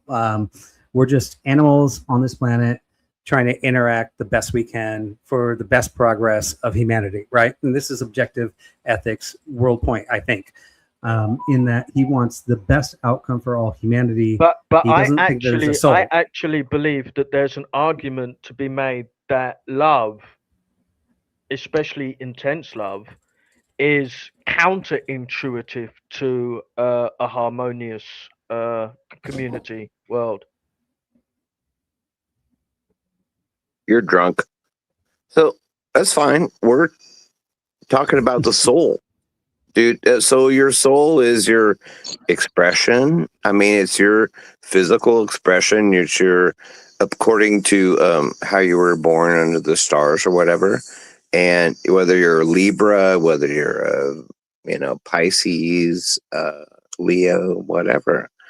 Don't you ever, did you guys ever do any astrology thing over your soul? Well, I know for a fact that for some people, astrology is just another one of these subjective things. And in my opinion, subjective means is not real, you made it up. Oh, Okay, so first off, I mean, Christians think that their morality, and by the way, I am Christian. I'm just going to call myself out on this. We think we're objectively right? But if you're not Christian, you would then go, well, that's subjective because you're one of many religions, right? So I can see that view where you're like, well, it's Christianity cannot be objective if you've got 10 forms of it that don't believe in each other. Therefore, they're all subjective, right? So we can just remove all objectiveness from this whole conversation, and we can remove religion from it as well, and we can remove soul from it if we're actually talking about love, because this is something. But once we indulge these objective subjective people, we will end up removing ourselves from the conversation. Because we'll go. There's just no point in this conversation. It's completely not productive. It doesn't do anything. It can't prove to have been doing anything. It's just like. Well, You're frustrated. You might be right in the sense, like if you're a Christian, where you're like, my goal is to make everybody Christian, because as like like maybe Specky, you have a testimony that goes, well, this has been great. Let me testify about that. Maybe it's a stepping stone, but maybe we can just look at a better life before we convert people to like a specific view of just going, let's see what everybody's views are and how do they work for them and what other views are working better, right? Sometimes there's stepping stones. Once again, I find it really cool to look at, because we've started doing it's the modern thing. We start looking at things on a spectrum, right? So I like to look at love on a spectrum, and like, so if we take these subjective objective people and we put them on the one end of the spectrum, and then we take the people like me that say that there is a God, everything is viewed through the lens of God, and whether you get it or not, it doesn't matter, it has a reason, right? So those are the two ends of the spectrum, and then necessarily the truth should be somewhere in the middle, right? Yeah, I see that. I'm just I'm not an apologetic guy. I'm just kind of like, I mean, because even me, by the way, like I debate some people on the Bible and Christianity, but I don't need them to tell me that my religion is wrong. I read the Bible and I go through it. And like when I read Numbers, I was like, wait, the numbers don't add up. And I search and I do some, I did, when I first went through Numbers, there was no chat GPT. I was like Googling, I was like, I'm adding up the numbers and they don't add up. And I found that a lot of people were like, yeah, the numbers don't add up. And there's like 8 reasons why they don't add up. So I am my own worst critic. I still love God 100%. I'm just like, I want to know him so bad that I'd study this and I try to understand it, right? And I love that you love God, so that makes 2 of us. So, but at the same time, like for anybody that doesn't believe in the God that I do, and by the way, I have like 8,000 testimonies I could share any given day on any given topic, right? On how much like is changed my family, how much it's changed me, how much it's changed all these things. But I mean, when it comes down to it, people have to be receptive to it. And I'm willing to tell everybody in the world that I challenge my own religion every day where I'm like, this doesn't make sense. And it's okay to be a Christian. And it's okay to go, you know what? I actually want to know more about this. That's not a bad thing about being a Christian. It doesn't make you like, oh, well, he's a wavering Christian. No, I'm not wavering Christian. My heart's 100% but there. there is a slight problem with Christianity, and that is the more you know about it, the harder it is to be. You know, whereas a doctor, the more you know about being a doctor, the easier it is to be a doctor. With Christianity, and it's not just Christianity, it's a lot of other things. The more you know about it, the harder it is to be. And for me, everybody's God is my God because there is only one God. Now, if you derive at your God through a certain thing that the world told you, checklist that you have to go to, whether that be through the Hinduistic or the Christianistic or the, I doubt your God because it's not your God. It's just the God that somebody else told you that they think that they thought you should have. But I'm happy for you to have a God. It's better than none, like I say. But at the same time, I also respect objective ethics. He doesn't have a God, but he's an extremely godly man, so I can forgive him, you see. So Okay, he's not an extremely godly man, but he is an extremely moral atheist. And you can be an atheist and you can be moral. I do appreciate the kind words, both of you. That is very kind of you to say. I have been told by religious people that even though I don't believe in a God, that I'll probably go to heaven because I try to do the right thing. And it's not just me; other people like myself who are just simply not convinced. But who knows, right? At the end of the day, we'll find out one way or the other. But the thing I would say is I can definitely relate to some of the things you guys are talking about. Empathy. I think one of the brothers mentioned ego. You know, so when we ascribe words like God or souls to the conversation, it tends to lose me a little bit. But as long as you guys are diligent to define these words in something that's secular, something that I can actually wrap my head around, like ego or empathy or social contract or whatever it might be, then I think we can still have a productive conversation about these things. Yeah, and that's kind of where I was originally going, where it's like soul, God, all this stuff doesn't matter, right? Because we're talking to people like objective ethics. We can still come to a common understanding that there is a good, although we might think ours is whatever it is. Outside might think it's subjective, right? I think love can be the most important part of any human being's life, no matter their politics, whether they have a religion or not. I think that love is a very important part in everybody's life, and maybe we can't define it, but yeah.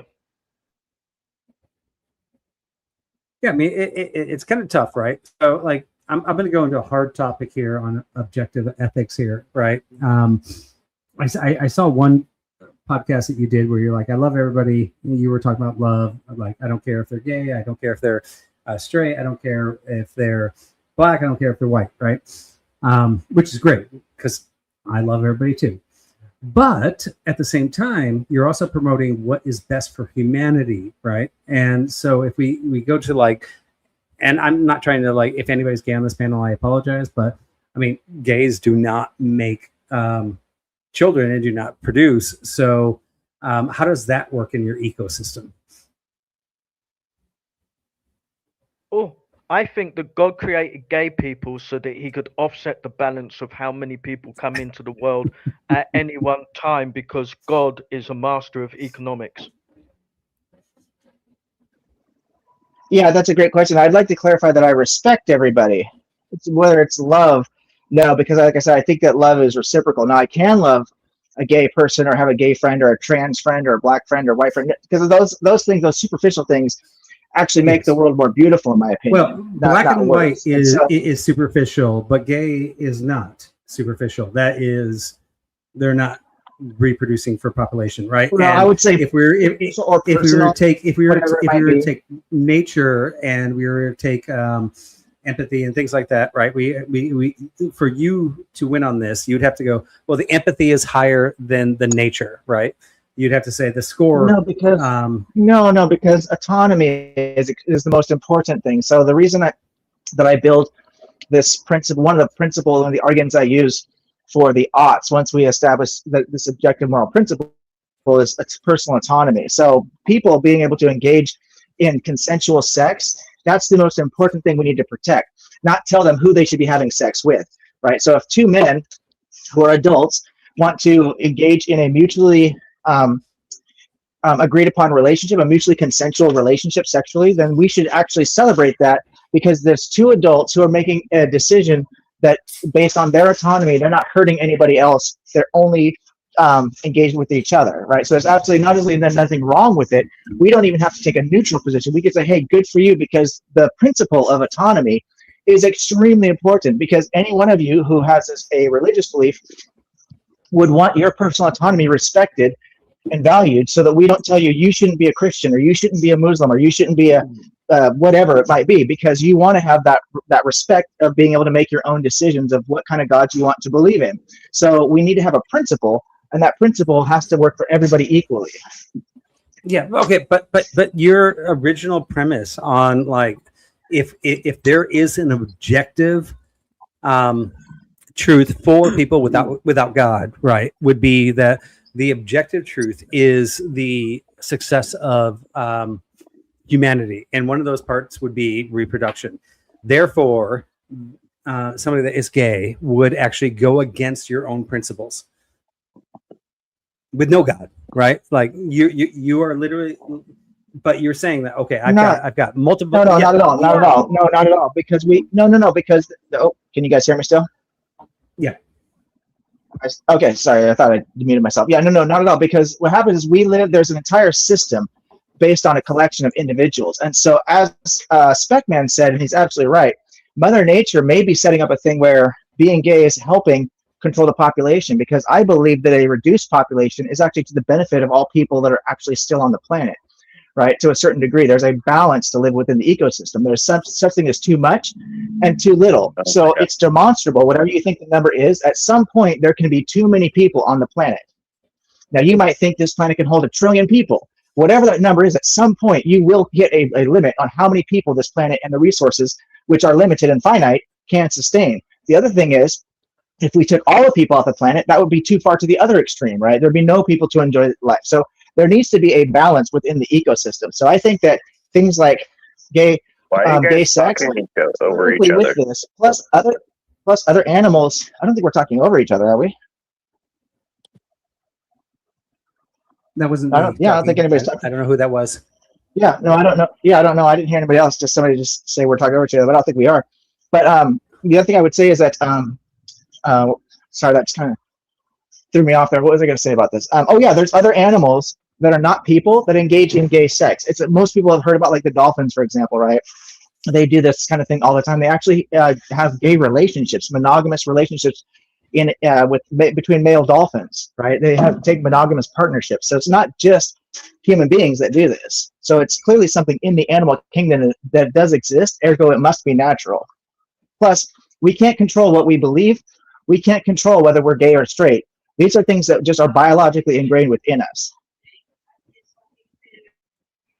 I think there might be an extra function as well. Like I said, I believe that I believe in a God, so therefore I think that God made same-sex couples that couldn't have children, maybe as a kind of overflow for children that ended up becoming orphaned, that there would be a set of people that could take care of those kids and wouldn't stretch their resources because they didn't have any.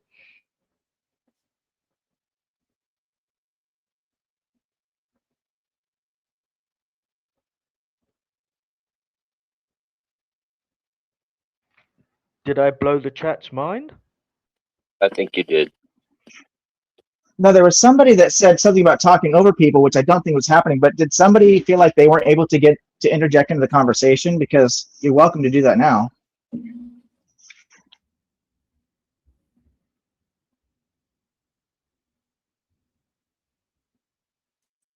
Congratulations, when you broke the internet. Yeah, sorry about that. I'm so sorry. My relationship. I lost them at Dolphins. That was what it did. But the gay Dolphins was too much. Yeah, the gay Dolphins. Was I would have thought it was. I would have thought it was obvious that, like, if they don't have kids, So because the Dolphins, gay, yeah, they can serve society in another way. save them. Save the Dolphins. I would have thought that was pretty obvious, and that would have been that is beneficial to society. No, so it's 5:30 in California. The kids just got home, so they were busting in my door. So I was like, kind of like multitasking there on this conversation and them distracting me. Anyways, we can all agree that God loves gay dolphins. Yeah, I love everybody. I love gay dolphins. I love straight dolphins. I love gay people. I love straight people. It doesn't matter. The love's there, right? And this is the original conversation. You have love. to live with dolphins. Yeah, but at the same time, like, I mean, animals are like, they're not smart. It's like, I mean, you guys have to admit that. The partnering, that was something I'll have to research a little bit. Of gay dolphins, that gay dolphins actually find another mate. And, there are gay people that have done things for society that are amazing. Look at Alan Turing, for example. I think he's on our £50 note or one of our bank notes. I never said that a gay person is dumb. Gay people have dolphins is okay.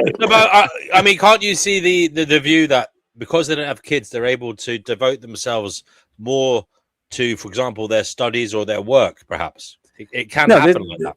This actually wasn't my point. My original point was objective ethics, and I had a debate, and it was outside of this particular debate, of how his morals can be objective.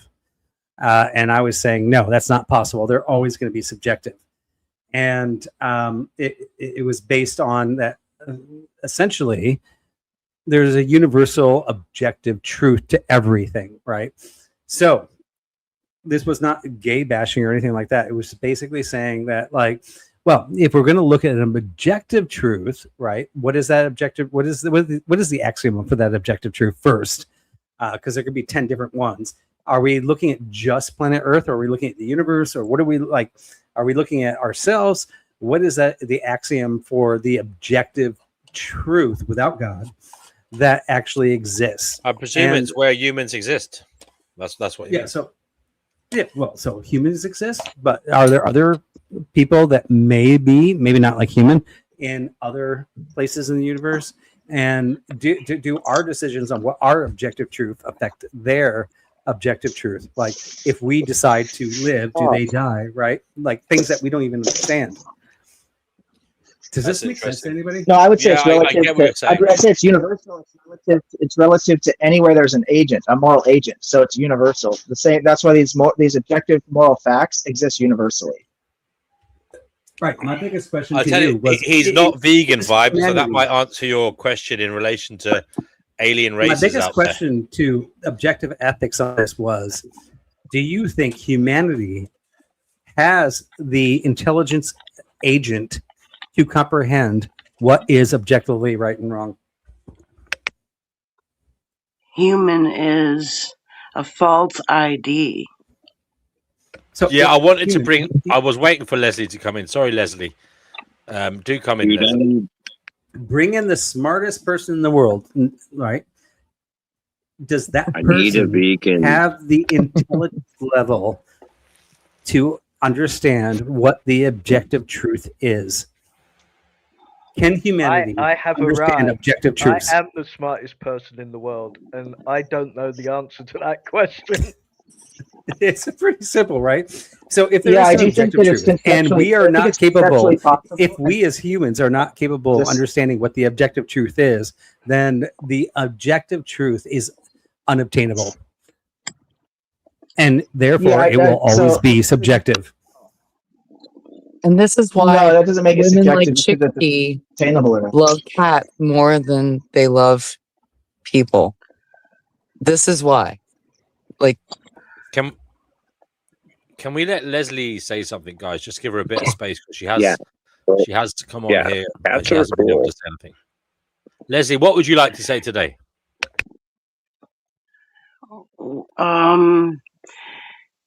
Well, human is a false ID because we are beings first and foremost. This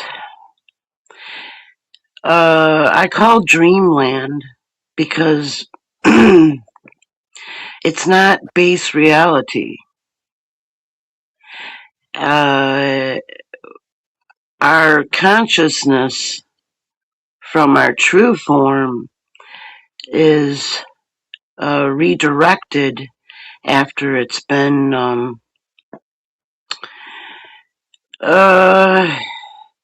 changed, redirected, and lowered awareness. It's been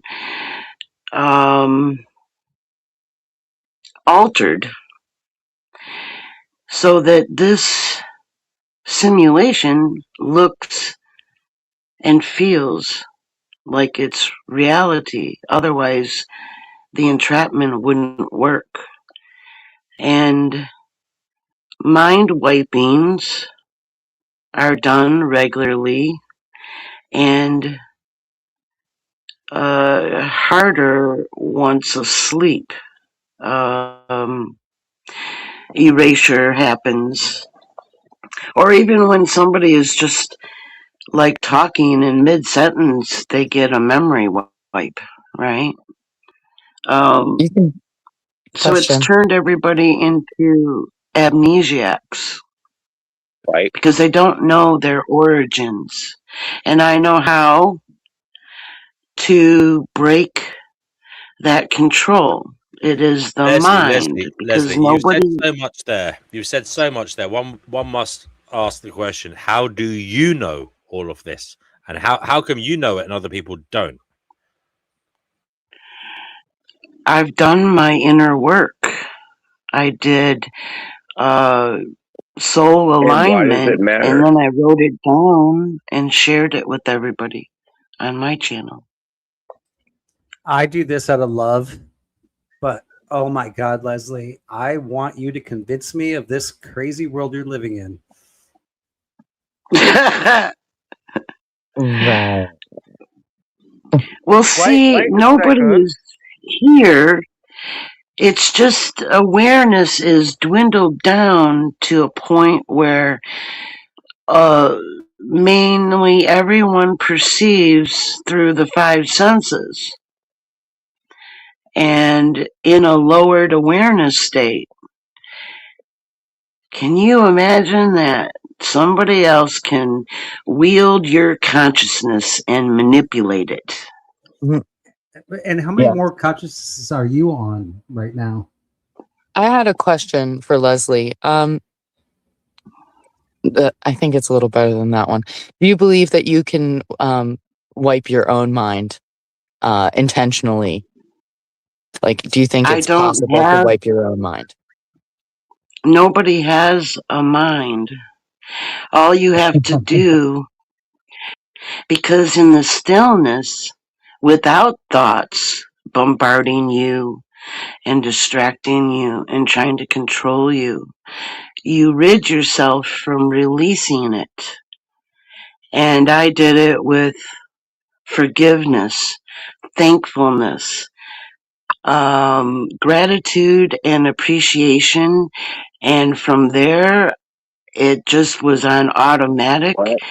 I reached the level of love itself, which is origins. And then your memories return as an Okay. origin being. And that's what I figured DNW means by gnosis. All right. Thank you. I didn't know that myself, but now I do. Leslie, you say, what's the term you used to describe us? Origin beings? Is that what was it? Sorry. Oh no. Well, you could say eternals. Now, eternals is different than immortality because What in are we order doing here, to. Leslie, what are we doing here then? We're eternal beings. What are we doing here? You say we've had our memories wiped before we Well, came it. What happened before this? see, the archons do not have their own energy.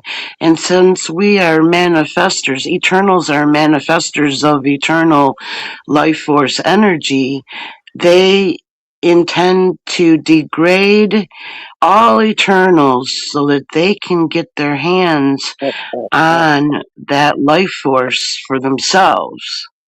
And every minute that you are in the simulation, well, you're not really in it, but just so you can understand,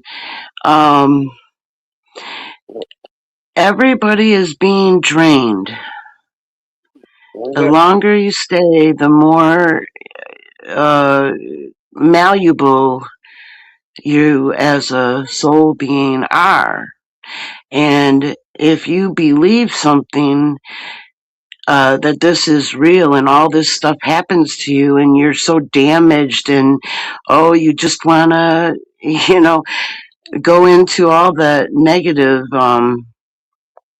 effects of the programming of the mind machine, it can damage your soul if you aren't as strong.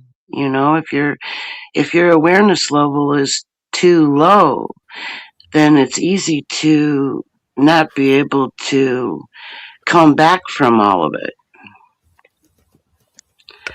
Guys, is that okay if we give the two ladies some space here for a while just to talk? We'll all listen, just see what they come up with. By the two ladies, I mean Chickpea and Leslie, because I think they're in agreement with each other about what is going on. Am I right, Chickpea? Yes, exactly. Okay, so guys, if we all just chill out and listen for a bit, let them have a natural conversation, let it go where it wants to go, and then we'll see what happens afterwards. Go ahead, ladies. Yeah, Leslie, I love what you said about the energy thing because I tell you something, I'm 72 and you know what? I am absolutely exhausted with it. Completely and totally exhausted. And it's not a physical exhaustion. And I haven't had a hard life even. It's something else, weird. But I agree with what you say. Have you also had that sadness that Oh, you yes. didn't know where it came from? Yeah, I found out what's causing it. Leslie, I must tell you what I found out. When I was 7 years old, I had an out of body experience. And ever since that time, I've had problems, something's not. Anyway, I was talking to AI, and AI said to me, the reason why I feel so sad and homesick is because the out of body experience, I remember the out of body experience. It made me realize that, yeah, I'm stuck inside this meat bag. And I feel homesick to be out of the meat bag. That makes sense, yes? Well, it's actually not a meat sack, although it kind of feels like it. It's more like you've got a movie, but only it's 3D, and you're not really present there. But it's kind of like the VR experience where you put on the gear and then you feel like you're there. It's the kind of the same concept right there. So it's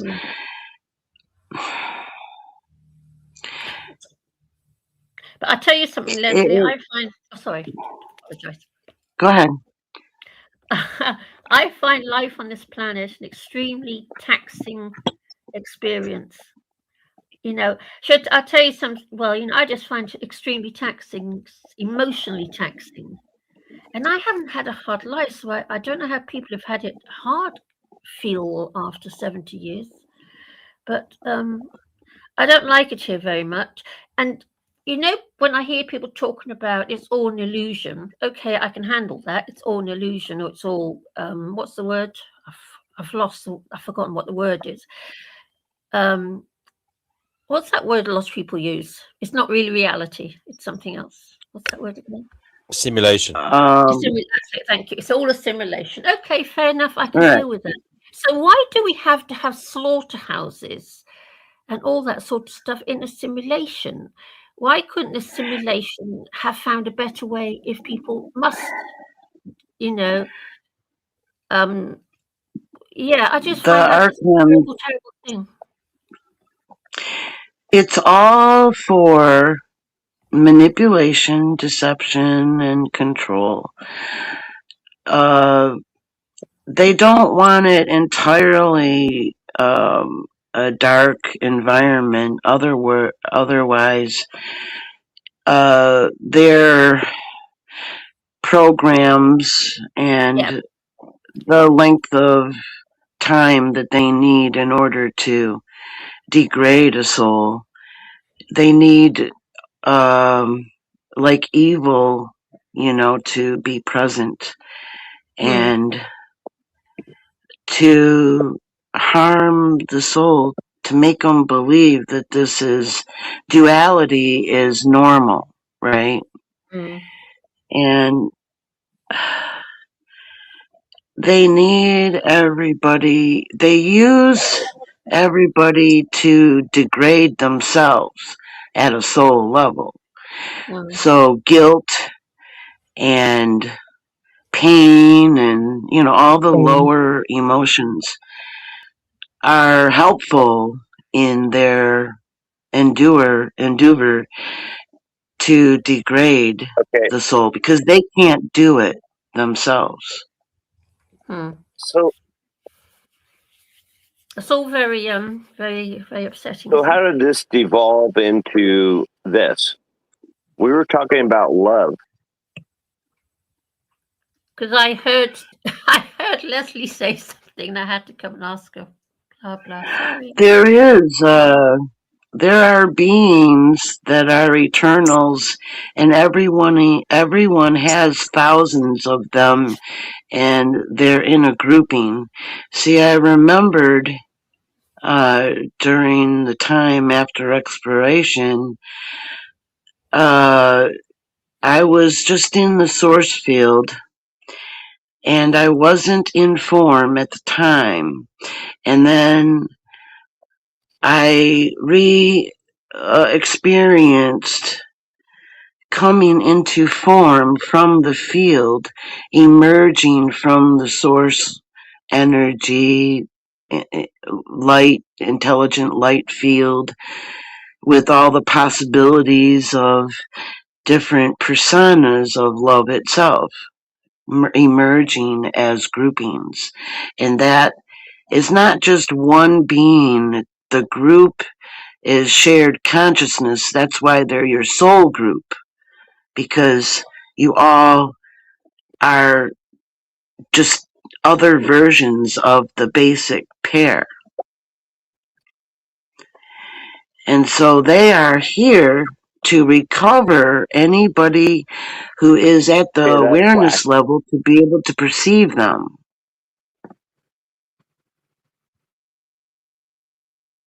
Certainly something very sinister going on, that's for sure.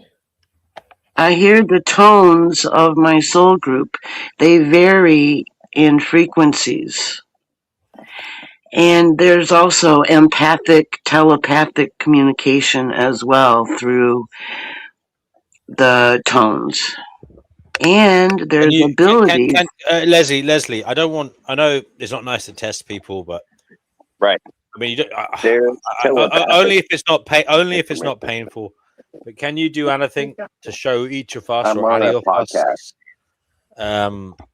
that what you're saying has merit? Like, can you do something? Can you maybe do some telepathy or maybe seek knowledge, How about everyone expands their awareness level and turning off the mind?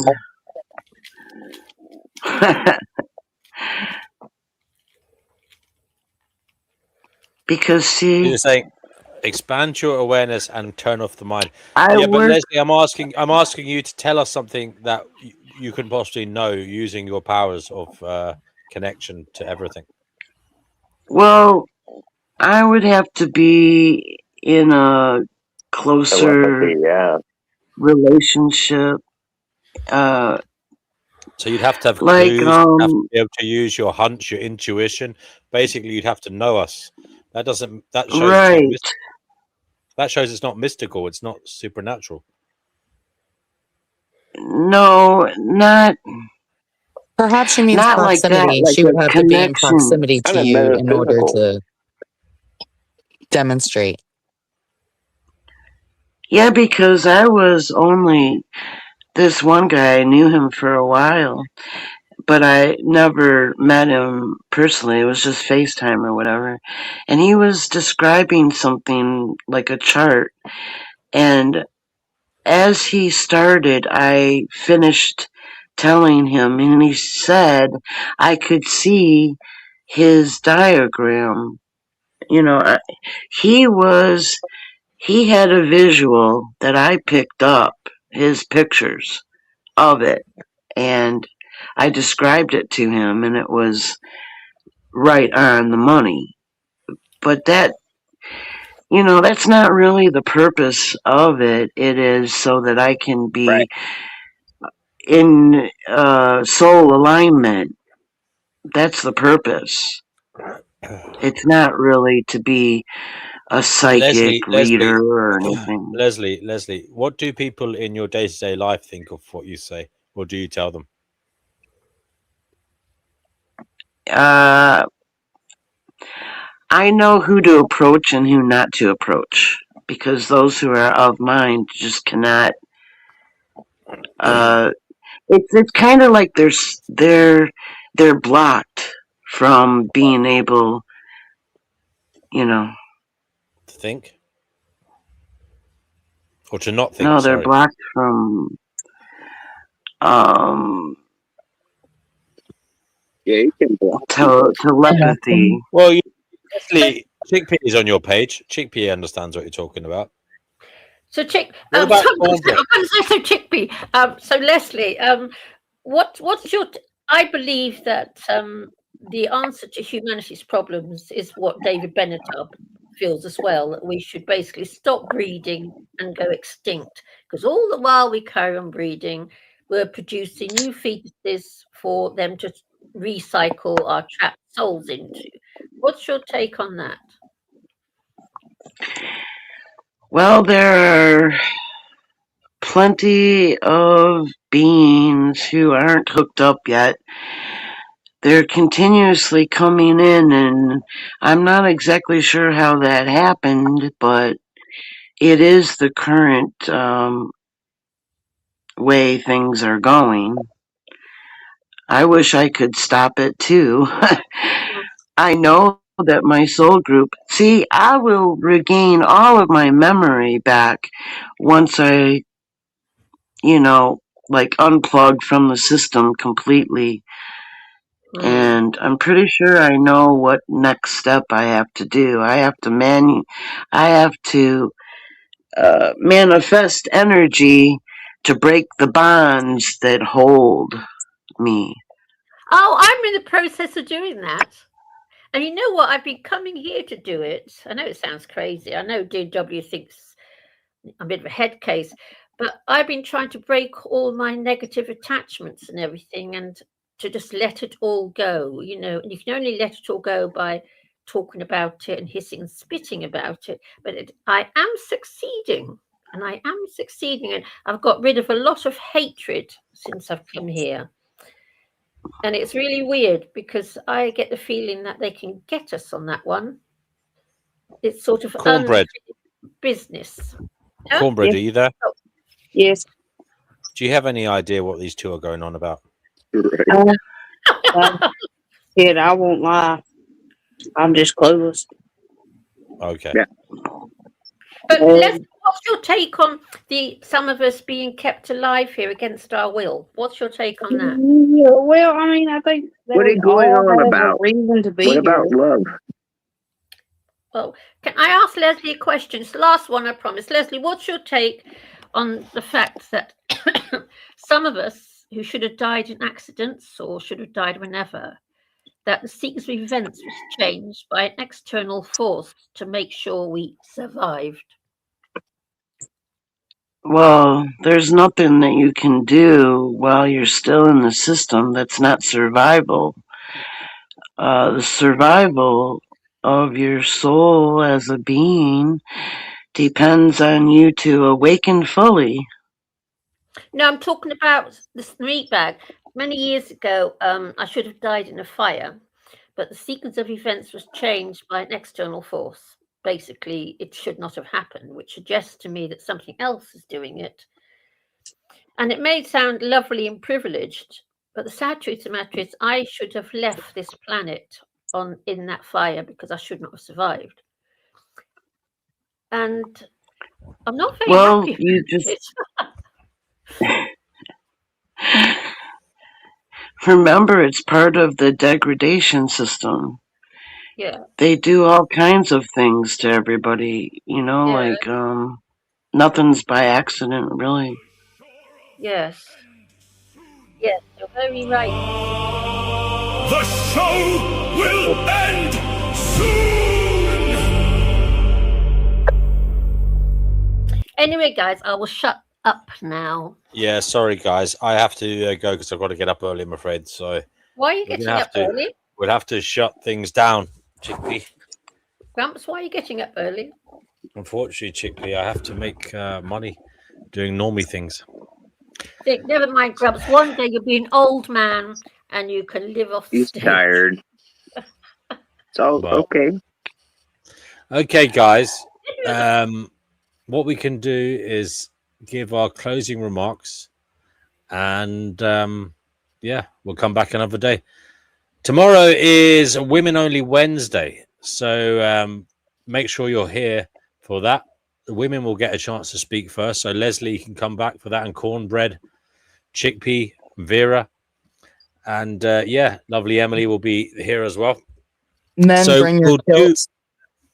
We'll do our closing remarks then. We'll start with Vibe. Do you want to give your closing remarks?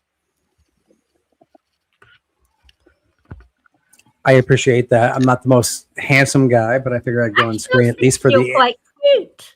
You're quite cute, actually. Thank you. Girls. Have you been working out? Here. Oh my God, I'm 54 years old, right? Yeah. So yeah, these arms are a little small, but working on that. No, you're looking well, Vibe. Thank you. But yeah, so I always appreciate. This is one of my favorite channels. I just want to give huge props to DNW because they're always good conversations. Sometimes I've been quiet a little bit because I'm like, I don't even know where to go with this one. But I do appreciate the honest conversations, the honest debate, the honest back and forth. You guys are really good. This guy's got a really good channel. I appreciate him. And I would appreciate if you guys check out Vibe Point too, as well, as I'm just kind of like a newbie and a beginner. It'd be great. But seriously, it was really good conversation here today. It got a little weird and off the rails at the end on love, but I love you guys. So that's it. Thank you, Vibe. But what does that mean? I'm only joking. We'll go into that again another day. Dirty Lowlife. Oh, no. I want to follow this shameless self-promoter. I know, but we're going round in clockwise. We're going clockwise. Oh, my bad. Dirty Lowlife. Are you there? Yeah. Just pass my love on. Thank you, DNW, for hosting this space as always. I found great love in taking the practice of listening to my heart and actually just taking time to see what it has to say to me. We have some interesting conversations. So I in what's the word? Implore you all to do the same. Much love. Thank you, Daddy Low Life. Thanks for being here, brother. Bye. Asha, go ahead, brother. Oh yeah. Well, I appreciate the time here with you guys, and blessings to all. Thank you, Asha. Thanks for being a part of us and what we're doing here. Appreciate you, brother. Vera, go ahead. Ladies, it's always a pleasure being here with you. And DNW, thank you for tolerating my crap as always. Gentlemen, see you next time. Thank you, Vera. And I'm sorry if I told you to shut the fuck up. You said I did that. I don't remember, but I have done that. Occasionally, I do things like that, and I do apologize to anybody of a gentle nature for whom that is, emotionally troublesome. I'll try not to do it again. Leslie, do you want to go ahead and say your closing remark? Okay. I enjoyed the talk. Thanks very much. And hopefully I'll still be around next time. Yeah, Why are you tomorrow. thinking about popping off, Leslie? Leslie, tomorrow, Women Only Wednesday. Right. Yeah, just Okay. make sure you come along. Thank you, Leslie. All right. All right. Chickpea, it's down to you to close the show, darling. Go ahead. Thank you. Oh, I'm out of here. I'm Oh, well, thank you for everything, Gramps. It's a joy. It's always a pleasure to be here, and I've learned a lot here, and I've made quite a few big life changes, everyone. So carry on and say your piece and let it go, because that's the only way you're going to get to the bottom of it all.